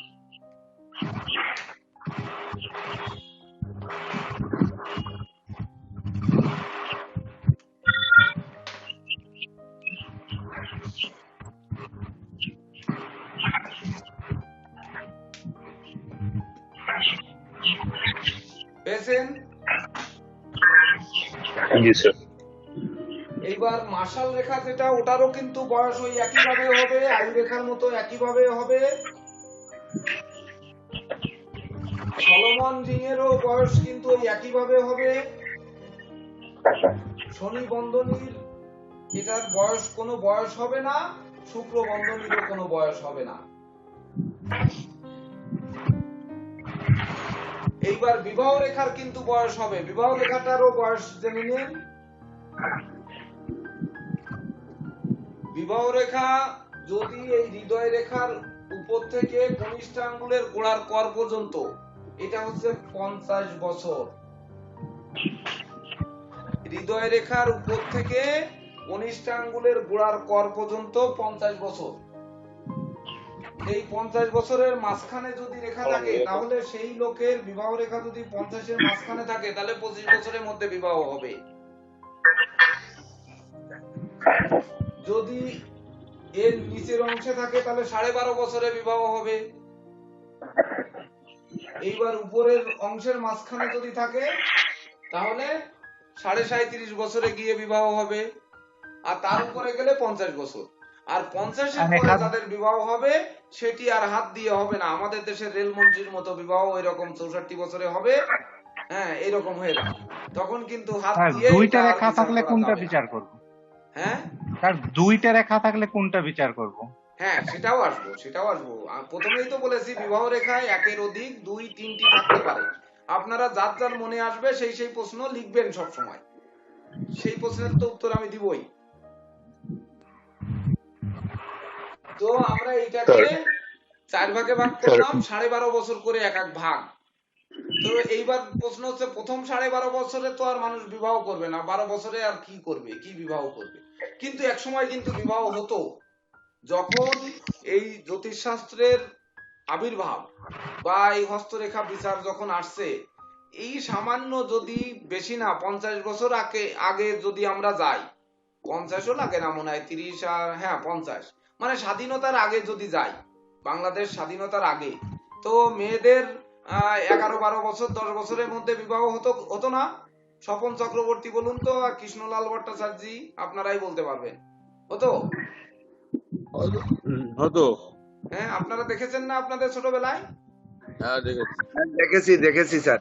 হ্যাঁ এই তো সেটা হতো। এখন অবশ্য দেশ উন্নত হয়েছে, বিশ্ব উন্নত হয়েছে, এমনকি জাতি উন্নত হয়েছে, তো মানব জাতি, হ্যাঁ,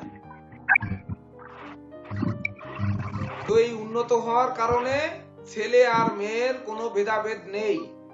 এই কি এদিকে আসা, এটা চলে গেছে আবার। হ্যাঁ, তো একটি মেয়েও কিন্তু একটি ছেলের থেকে অনেক বেশি উপার্জন করছে। আমার আসবে একটি এখানে। মেয়ের সঙ্গে পরিচয় আছে, সে কিন্তু ইন্ডিয়ান, মানে ইন্ডিয়ান বাংলাদেশি মূলত, এখন ইন্ডিয়াতে থাকেন। তো ইন্ডিয়াতে থাকতে থাকতে সে ইন্ডিয়ায় পড়াশোনা করেছে, তার বাবা মারা গেছে 2 বছর আগে। ইন্ডিয়ায় পড়াশোনা করে সে কিন্তু এখন গুগলের বড় মাপের চাকরি করছে।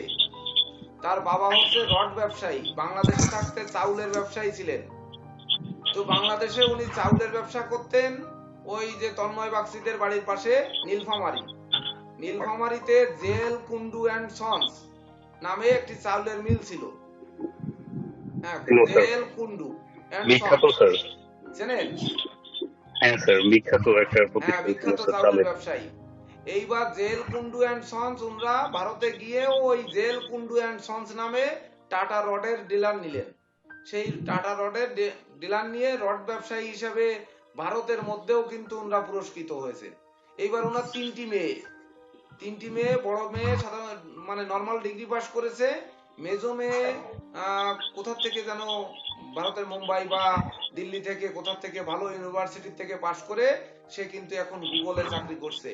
এবং তার পার মান্থ যে বেতন, সে বেতন বাবা 1 মাসে উপার্জন করতে পারেনি, অথচ এত বড় ব্যবসায়ী উনি ছিলেন, জেল কুন্ডু অ্যান্ড সন্স, বড় ব্যবসায়ী। তার বাবাও সেই রকম ব্যবসায়ী, চাউলের মিল টিল সহ। আর ওদিকে টাটায় ভারতবর্ষে, যেখানে রড ব্যবসায়ী হিসাবে ভারতবর্ষের প্রথম হয়তো 50 জনের একজন পুরস্কৃত হয়েছে, তো যেখানে 27টা রাজ্যে হয়তো 2 জন করে এক একটা রাজ্যে পুরস্কৃত হয়েছে, তো উনি তার সেই পুরস্কৃত ব্যক্তি। তো সেই ব্যক্তির ব্যবসার সমান, মানে 1 মাসের উপার্জনের সমান হয়তো মানে তার বেতন এরকম হতে পারে। তো আমাকে বলে এটা কিন্তু আসলে সত্যিকার অর্থে গর্ব করার মতো।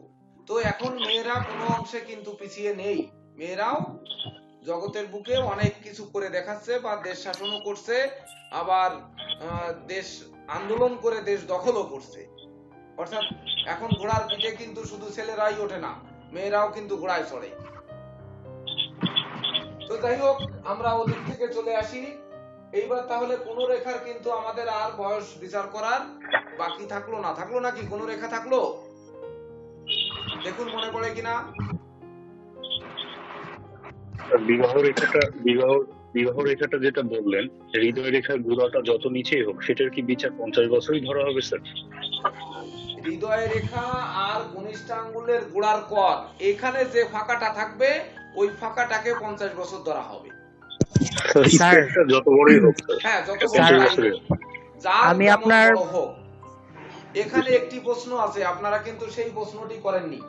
প্রথমেই বলেছিলাম যে যাদের শিরোরেখা এবং আয়ু রেখা আছে, এটাকে শিরোরেখা ধরবো না হৃদয় রেখা ধরবো, আর তার ক্ষেত্রে বিবাহের বিচার, ওখানে বিবাহ রেখার বিচারটা কিভাবে হবে, এই প্রশ্নটি কিন্তু আপনারা কেউ করেননি।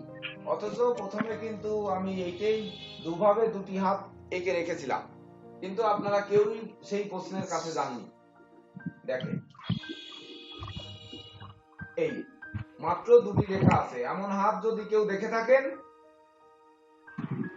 বিশেষ করে যারা সৈন্য ডিপার্টমেন্টে চাকরি করেন, হতে পারে বিমান বাহিনী, হতে পারে সেনাবাহিনী, হতে পারে বিজিবি বা পুলিশ, মানে প্রশাসন ডিপার্টমেন্টের যে কোনো কর্ম, অর্থাৎ রাষ্ট্রের নিয়ন্ত্রণ যারা রাখেন, তাদের হাতে এই ধরনের রেখা থাকতে দেখা যায়। অর্থাৎ মঙ্গলের তেজ, সেনাপতি সুলভ তেজস্বিতা তাদের মধ্যে থাকে, তারা নামজাদা সৈন্য বা সেনাপতি হয়ে থাকে, তারা এই সৈন্য ডিপার্টমেন্টে কাজ করে প্রচুর মানে পদোন্নতি টতি পেয়ে মোটামুটি স্বনামধন্য হয়। আবার সাধারণভাবে যদি থাকে, তাহলে তাদের রাগ, জেদ, ক্রোধ, অহংকার এত বেশি থাকে, যে তারা যেন মুহূর্তের মধ্যে দুনিয়াকে স্তব্ধ করে দেবে বা দুনিয়াকে গিলে খেয়ে ফেলবে, এমন ক্রোধ জেদ কিন্তু তাদের থাকে। তো এইবার এই রেখাটিকে আমরা কোন রেখা ধরবো? এটা না ধরতে পারতেছি হৃদয় রেখা, না পারছি শিরোরেখা, কিন্তু এটি শিরোরেখা বলেই গণ্য হবে, এটা হৃদয় রেখা বলে গণ্য হবে না। এইবার প্রশ্ন আপনাদের যে এই হাতের লোকের কি হৃদয় নেই? এই লোকের কি আবেগ নেই? এই লোক কখনো কি কাঁদে না? সে ধরুন দিনে ফায়ার করে 500 লোককে মেরে ফেলতেছে, বা যুদ্ধে যে 5000 লোককে মেরে ফেলতেছে, যেমন জর্জ ডাব্লিউ বুশ বা জর্জ বুশ ইরাকে যুদ্ধ চালাইয়ে বিমান দিয়ে মানে ক্লাস্টার বোমা মেরে মেরে একবারে হাজার হাজার লোক মেরেছে। এমনকি হিরোশিমা নাগাসাকির যে বোমা মেরেছে, সেই বোমা মেরে একবারে ৭৫,০০০ লোক মেরেছে বা ৮০,০০০ লোক মেরেছে। তাহলে তাদের কি হৃদয় নেই? তাহলে ওই দুইজন ব্যক্তির, জর্জ বুশ এবং ডাব্লিউ বুশ, তারপরে হচ্ছে হিরোশিমা যিনি বোমা মেরেছেন, ওই প্রেসিডেন্টের নাম কি কেউ বলতে পারবেন? হিটলার। উনি তো জার্মানির প্রেসিডেন্ট। স্যার নাগাসাকিতে যে ইয়ে করছিল, না না, ও তো জার্মানের, আমেরিকা মেরেছিল তো জাপানে। জাপানের হিরোশিমা নাগাসাকিতে বোমা মারে তো আমেরিকা। তখন কোন প্রেসিডেন্ট ছিল? প্রেসিডেন্ট কে ছিল এইটা জানতে চাচ্ছি।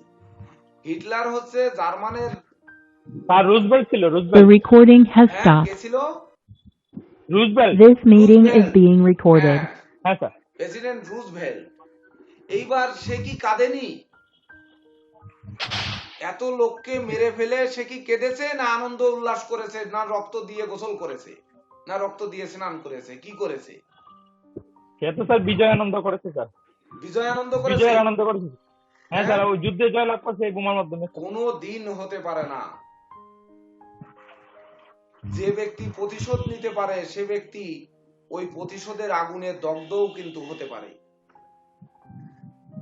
অর্থাৎ যে দেখেন উনি দিনের বেলায় বিজয় উল্লাস করেছে আর রাত্রে বেলায় গিয়ে উপুড় হয়ে শুয়ে অঝরে চোখের জল ফেলেছে,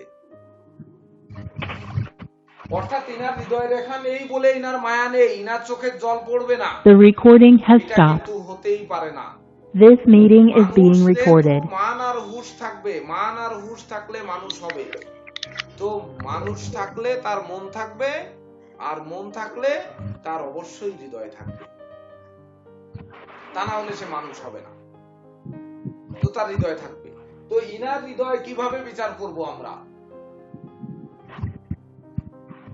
এই ব্যক্তির হৃদয় কিভাবে বিচার করব এটি একটু নোট করে রাখেন।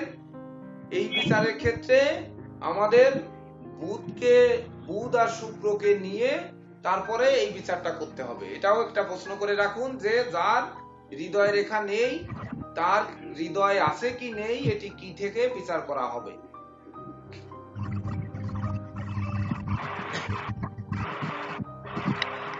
এইবার এখানে আরেকটি প্রশ্ন যে ইনার তাহলে বিবাহ রেখা এখানে কি 50 বছর ধরবো নাকি এখানে একটু বাড়িয়ে 75 বছর ধরবো? এটা কিন্তু আরেকটি প্রশ্ন না? এখানে তো হৃদয় রেখার উপরে সূত্র তো বলছে হৃদয় রেখার উপরে কনিষ্ঠ আঙ্গুলের গোড়া পর্যন্ত বিবাহের 50 বছর সময়। তো এখানে তো হৃদয় রেখা নেই, এটা শিরোরেখা। তাহলে এখানে আমরা বিবাহ রেখার বিচার কত বছরে বিবাহ হবে কিভাবে বিচার করব, এটি একটি প্রশ্ন। তবে এটির উত্তর সঙ্গে সঙ্গে নিয়ে নিন। এই যে শিরোরেখা থাকবে, যে শিরোরেখাটি আছে, শিরোরেখার উপরে প্রথম এক যুগকে বাদ দিবেন। এক যুগ অর্থাৎ 12 বছর, 12 বছরকে বাদ দিতে হবে। বাদ দিয়ে পরের অংশকে 50 বছর ধরতে হবে। তার মানে এই অংশকে 62 বছর ধরতে হবে।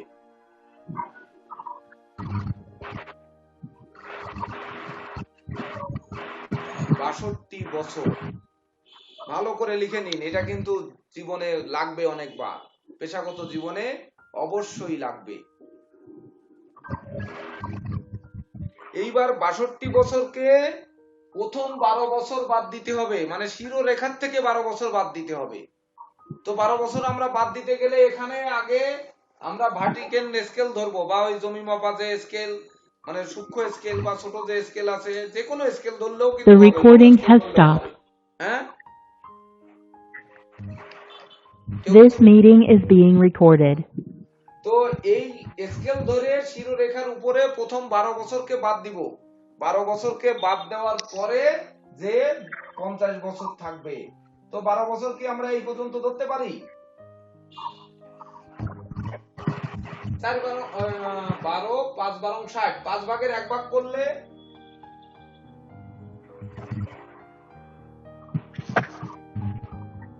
একটু বেশি বেশি হয়ে গেছে।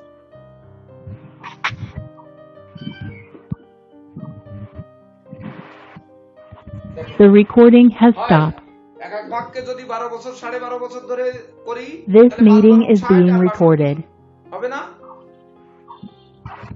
হবে? হ্যাঁ স্যার।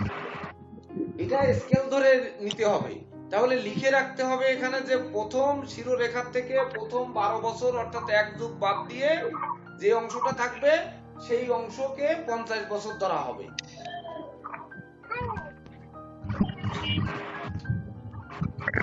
তাহলে দাঁড়াইছে না ধরো। ক্লিয়ার তো এবার? আচ্ছা স্যার, আপনার যে হস্তরেখায় ভাগ্য রহস্য বইয়ে আবার দেখলাম এই সম্পূর্ণটাকে 80 বছর ধরেছিলেন। না, 80 বছর যদি ধরে থাকি তো ওটা বাদ দিয়ে দেন। আর তাহলে কি স্যার সময়ের অংশ 50 বাদ ধরবো? দিয়ে দিন। 116 পৃষ্ঠায় স্যার এটা 80 হ্যাঁ, বছর ছিল। ওটা বাদ দিয়ে দিন। এখন আপনি 62 বছর ধরুন।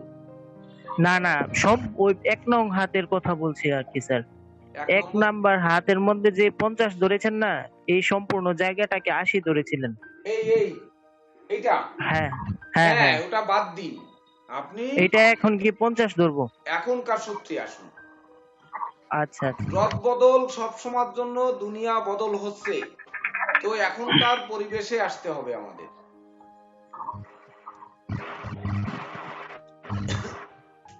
ঠিক আছে, এই জন্য বলেছি আমাদের বইয়ের প্রয়োজন হবে না। ওই গ্রন্থ যখন লিখেছিলাম তখন দেখা যাচ্ছে কি যে অনেক সহায়ক গ্রন্থের সহযোগিতা নিয়েছিলাম।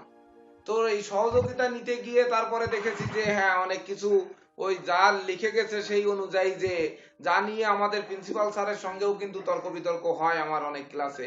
আপনারা দেখবেন যে হ্যাঁ, মুনি ঋষিরা বলে গেছেন, আমরা ওইটা মানতে চাই না অনেক সময়। তো এই জন্য আমরা ওইটা যাব না। যার জন্য আমরা বলেছি আপনারা বই কিনলে, যখন পামিস্ট্রির বই কিনবেন, বিভিন্ন রাইটারে কিনলে বিভিন্ন ভাবে বিভ্রান্ত হবেন, কিন্তু ক্লাসে যেটা জানবেন এটা একেবারে অক্ষরে অক্ষরে বাস্তবে প্রতিফলিত হবে এমন কিছু জানবেন। ঠিক আছে, তো আমরা এটা নোট নিলাম। এইবার আমার ক্লাস কিন্তু 11টায় শেষ, 15 মিনিট সময়। এবার বলুন, আজকে কোনো রেখার ব্যাখ্যা করা হবে না। কারণ হচ্ছে যে আপনারা ওই যে বলেছিলেন যে এই রেখা এইভাবে গেলে কেমন হবে, এইভাবে গেলে কেমন হবে, অর্থাৎ এই ব্যাখ্যা আমাদের ক্লাস হবে, ধরেন যেদিন আয়ু রেখা বিচার করব সেদিন আয়ু রেখা কেমন থাকবে, The recording has stopped. আয়ু রেখায় কত রকম রেখা থাকতে পারে, শিরোরেখা নিয়ে একটা ক্লাস হবে, হৃদয় রেখা নিয়ে একটা ক্লাস, ভাগ্য রেখা নিয়ে This meeting is being recorded. রেখা, রবি রেখা, শনি রেখা সব মিলে হয়তো আরেকটা ক্লাস। এইভাবে ক্লাসগুলো কিন্তু হবে। তো এই যে বয়স নির্ণয়ের ক্ষেত্রে যেমন দুর্জয় আচার্য যেমন প্রশ্ন করলেন, এইরকম আপনাদের এর ভিতরে কোনো প্রশ্ন আছে কিনা? যেমন সুবল মালাকার একবার প্রশ্ন করেছিলেন যে আমাদের এই আয়ুগুলো জানবো কেন, মানে এই বয়সগুলো জানবো কেন। তো এইরকম আপনাদের কোনো প্রশ্ন আছে কিনা বলুন। স্যার, আমার একটা প্রশ্ন আছে স্যার। হ্যাঁ বলেন।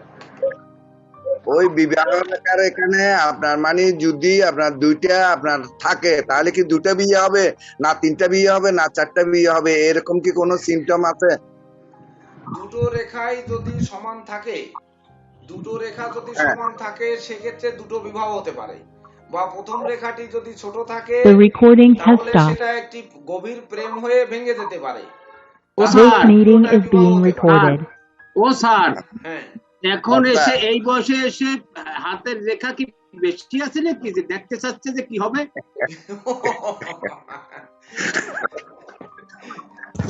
আচ্ছা স্যার, একটা প্রশ্ন ছিল আমার। এইবার স্বপন চক্রবর্তী বাবুর বয়স আর আমাদের রেলমন্ত্রীর বয়স কি দুজনের বয়স কার বেশি হবে? মাননীয় রেলমন্ত্রীর বয়স বেশি হবে না আমাদের স্বপন চক্রবর্তী বাবুর বয়স বেশি হবে? উনি কেন না না ভাবতে রেল পারবেন? করতে বয়স বেশি। অবশ্যই ভাবতে পারবেন।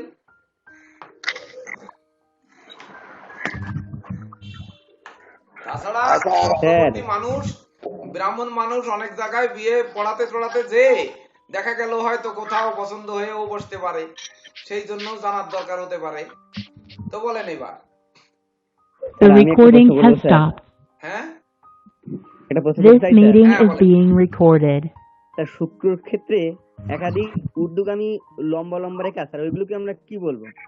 এই যে প্রথমে আপনি শুনছেন না যে প্রথম শুক্রের ক্ষেত্রের অর্ধেক অংশ হচ্ছে ভাই বোন বিচার করা হবে।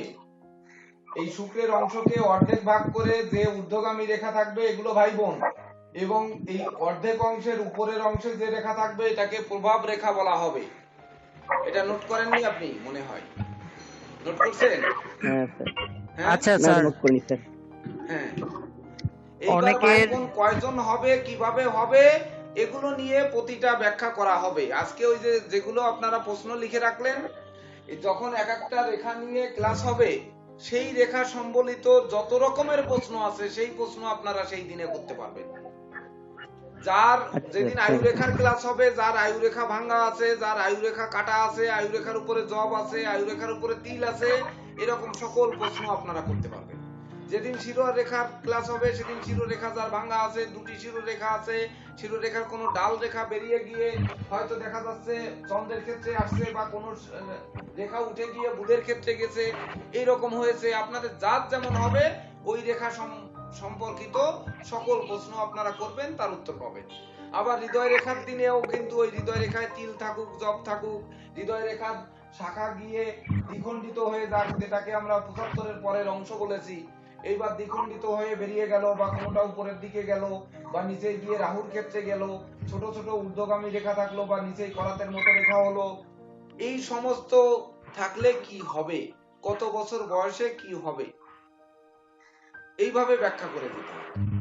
তো যখন আপনারা এইভাবে ব্যাখ্যা পাবেন তখন কিন্তু ওই রেখা রিলেটেড যত রকমের প্রশ্ন আছে যার যার হাতের সঙ্গে সেই প্রশ্নগুলো আপনারা করতে পারবেন এবং তার উত্তর দেওয়া হবে। আজকে আমরা একটা সিস্টেমের মধ্যে কেবল আসলাম। হাতের কিন্তু এই মাত্র দুটো ক্লাস পেলেন। একটি হচ্ছে আমরা গ্রহের ক্ষেত্রগুলোকে চিনেছিলাম, চিনে সেই গ্রহ কিভাবে শুভ আর অশুভ থাকে, কি কি থাকলে এইগুলো চিনেছিলাম। আজকে হচ্ছে আমরা শুধুমাত্র রেখাগুলো চিনলাম, রেখার কোন বয়সে কি হতে পারে এটি জানলাম। সামনের ক্লাস থেকে আমরা জানবো যে এই হাতের রেখা কিভাবে মানুষের ভাগ্য নির্ণয় করা হয় হাত দেখে। আমাদের হাতের রেখায় 10টা ক্লাস হলে আমরা হাত দেখা শিখতে পারবো, নিজেরাই হাত দেখে কিছু কথা বলতে পারবো। নিউমারোলজিতেও 10টা ক্লাসেই পারবো, তারপরে যাবে সব রিভিশন, তারপরে রিভিশন বলতে তারপরে যাবে কেমন যে প্রেডিকশন কিভাবে করতে হয়। এমনকি এই পামিস্ট্রিতেও প্রথম 9-10টা ক্লাস যাওয়ার পরে প্রেডিকশন কিভাবে করতে হয়।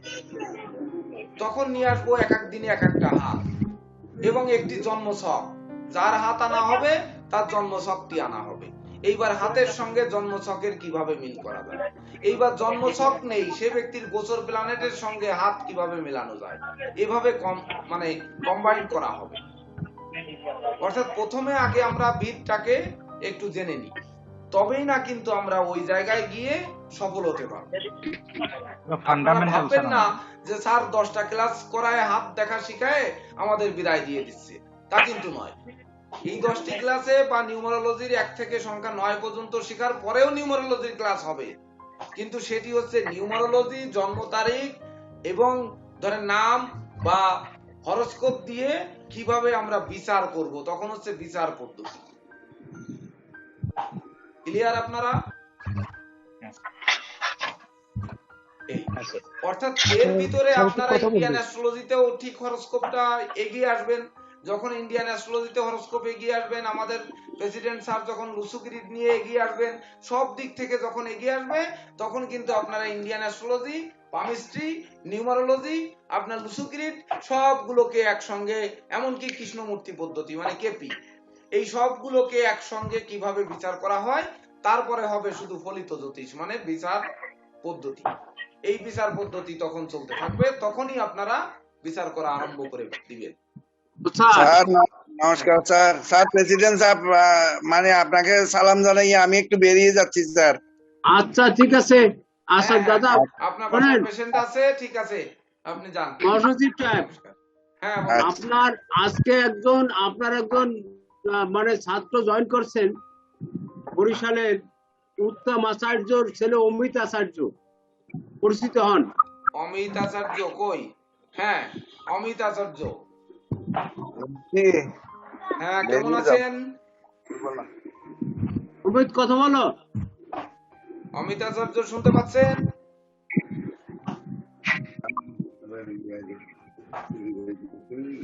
অমিত আচার্য, অমিত বাবু কি শুনতে পাচ্ছেন?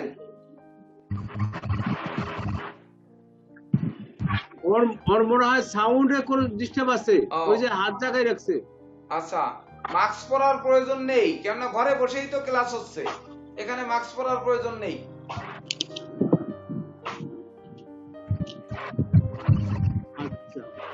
যাক ভালো। তো আপনি পরিচয় দিয়ে দেন, যেহেতু বাংলাদেশ ন্যাশনাল অ্যাস্ট্রোলজার সোসাইটির বরিশাল বিভাগীয় শাখার মাননীয় প্রেসিডেন্ট উত্তম কুমার আচার্যর একমাত্র পুত্র নাকি? এই একমাত্র পুত্র, আর যদি বিয়ে করে আর হইতে পারে। ও আচ্ছা আচ্ছা, একমাত্র পুত্র অমিত আচার্য। আচ্ছা, লেখাপড়া কোন পর্যন্ত করেছে আপনি জানেন? ও অনার্স মাস্টার শেষ করছে। আচ্ছা আচ্ছা, খুব সুন্দর। ফর্ম হাতে আসেনি আমার হাতে কিন্তু এখনো। না না, এর সাথে ওর ওয়াইফও ভর্তি হবে, আর ওয়াইফও মানে গ্রাজুয়েশন কমপ্লিট করলো। আচ্ছা আচ্ছা, ঠিক আছে। আর একটু কথা বলি স্যার, নমস্কার। হ্যাঁ বলুন, আর কারো কিছু জানার আছে? আর 5 মিনিট সময় আছে আপনাদের জন্য, বলেন।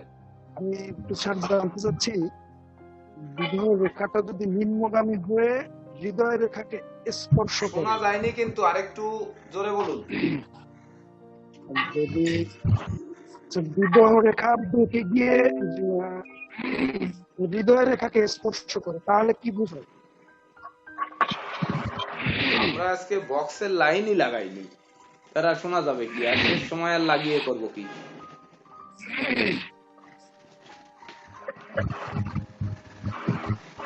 আমাদের মাথায় আজকে কাজ করে নাই, আমরা বক্সের লাইনই দিই নাই। আচ্ছা, লাইন ছাড়া তো ভালোই শোনা গেল, কিন্তু ওই যে ভদ্রলোক প্রশ্ন করলো ওনার নাম কি? ওনার তো নাম নাই তো, বলেন। স্যার বিবাহ রেখা বেঁকে গিয়ে যদি হৃদয় রেখাকে স্পর্শ করে, তাহলে কি বোঝাবে? বিবাহ রেখা বেঁকে গিয়ে নিম্নগামী হয়ে যদি হৃদয় রেখাকে স্পর্শ করে, হ্যাঁ স্পর্শ করে, এটা অবশ্যই খারাপ কিছু হয়। দেখা গেল অকালে তার বিপরীত লিঙ্গের লোক মারা যেতে পারে। যে ব্যক্তি স্পর্শ করবে সেইটা কত বছর বয়সে যেতে পারে, ওই বছর বয়সে তার হয়তো দাম্পত্য জীবনে বিচ্ছেদ ঘটতে পারে, বা চিরস্থায়ী বিচ্ছেদ ঘটতে পারে, এমনকি বা ঘাতক কোনো ব্যাধিতে আক্রান্ত হয়ে মানে মৃত্যু সম পর্যায়ে চলে যেতে পারে। এটা অবশ্যই নেগেটিভ ফল দেয়। তো ওই ফলিতই যখন যাব আমরা, তখন কিন্তু এর যে কত বছর বয়সে কোন জায়গায় গিয়ে ঘটেছে, কেন আজকে হৃদয় রেখার বয়স নিলাম, এই বিবাহ রেখাটি বাঁকা হয়ে যদি ধরেন এই প্রথম ভাগের মধ্যে যদি সীমাবদ্ধ থাকে এই, অথবা বিবাহ রেখাটি গিয়ে দ্বিতীয় ভাগে গিয়ে হৃদয় রেখায় মিশলো, তাহলে কত বছর বয়সে তার স্ত্রী অসুস্থ হবে, বা স্বামী অসুস্থ হবে, বা কত বছর বয়সে তার বিচ্ছেদ হবে, বা কত বছর বয়সে দুনিয়া থেকে তাকে নিয়ে যাবে, এগুলো জানার জন্যই কিন্তু আমরা এই পথ আজকে অবলম্বন করলাম। অর্থাৎ আজকের ক্লাস কিন্তু সারা জীবন মনে রাখতে হবে, এটা একেবারে মুখস্থ থাকতে হবে। প্রয়োজনে এই ক্লাসের পরে যখন ভিডিও ছাড়া হবে, সবার প্রতি সবিনয় অনুরোধ থাকবে যে আপনারা এই ভিডিওটা একাধিকবার দেখবেন।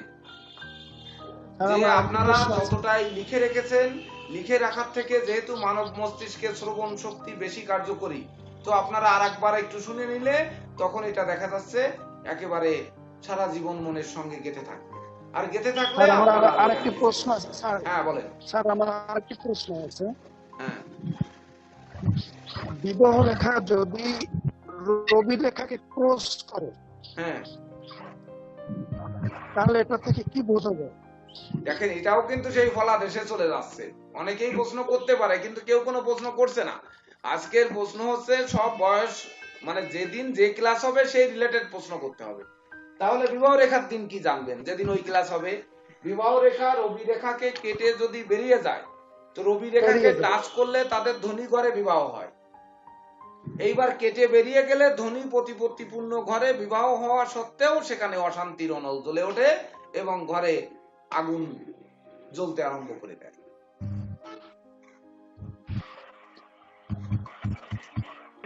স্যার একটা মানে চন্দ্রের ক্ষেত্র থেকে যে রেখাটা মানে এই আয়ু রেখার দিকে গেছে সেটাই কি স্যার ভ্রমণ রেখা? হ্যাঁ, একটি রেখা আর সেটা কিন্তু যদি আবার আপনারা জানেননি, দ্রুত এই রেখাটি একটু লিখে নিন। একটি রেখা কিন্তু বাদ পড়ে গেছে। সন্তান রেখা। হ্যাঁ, সন্তান রেখাটা আছে। না না, সন্তান রেখা নয়। সন্তান রেখা কয়েক জায়গা থেকে দেখানো হবে, এই জন্য সন্তান রেখা নয়। এই ধনুকের মতো এইভাবে যে রেখাটি থাকে, বুধের ক্ষেত্রের নিচে মানে হৃদয় রেখার গোড়া থেকে এবং চন্দ্র ক্ষেত্রের মাঝ বরাবর পর্যন্ত ধনুকের মতো বাইরের দিকে বাঁকা রেখা থাকতে পারে, অনেকের হাতে দেখা যায়।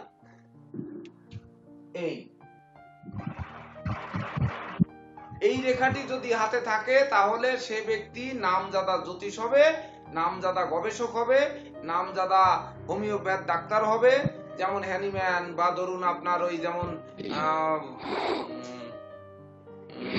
পিকে ব্যানার্জি, তারপরে হাসান সাহেব, এনাদের নাম আপনারা শুনেছেন কিনা জানি না, যদি শুনে থাকেন যে হাওড়াতে এক ডাক্তার ছিলেন হাসান সাহেব রোগ দেখে রোগ নির্ণয় করতেন, ক্যান্সার ছাড়া ট্রিটমেন্ট করতেন না। পিকে ব্যানার্জি, হ্যাঁ স্যার এই রেখাটা কি দৈব বা ঐশ্বরিক রেখা বলা হয়? দৈব রেখা এটা দৈব শক্তি সম্পন্ন হয় বা মানুষকে স্পিরিচুয়াল পাওয়ারে যেটা আমরা ঐশ্বরিক শক্তি বলি। হ্যাঁ, ঐশ্বরিক শক্তি বা সৃষ্টিকর্তার তরফ থেকে যেটা আসে সেটাই শক্তিটা আসে দৈব রেখা। হ্যাঁ, ইয়েস। তো আমাদের বিদায় নেওয়ার পালা কিন্তু এসে গেছে। আমি বিদায় নিচ্ছি এবং এখনই শুরু করবেন আমাদের মাননীয় স্যার। প্রেসিডেন্ট আমার স্যার। লাস্ট প্রশ্ন স্যার, হ্যাঁ, বলেন। সর্বশেষ প্রশ্ন।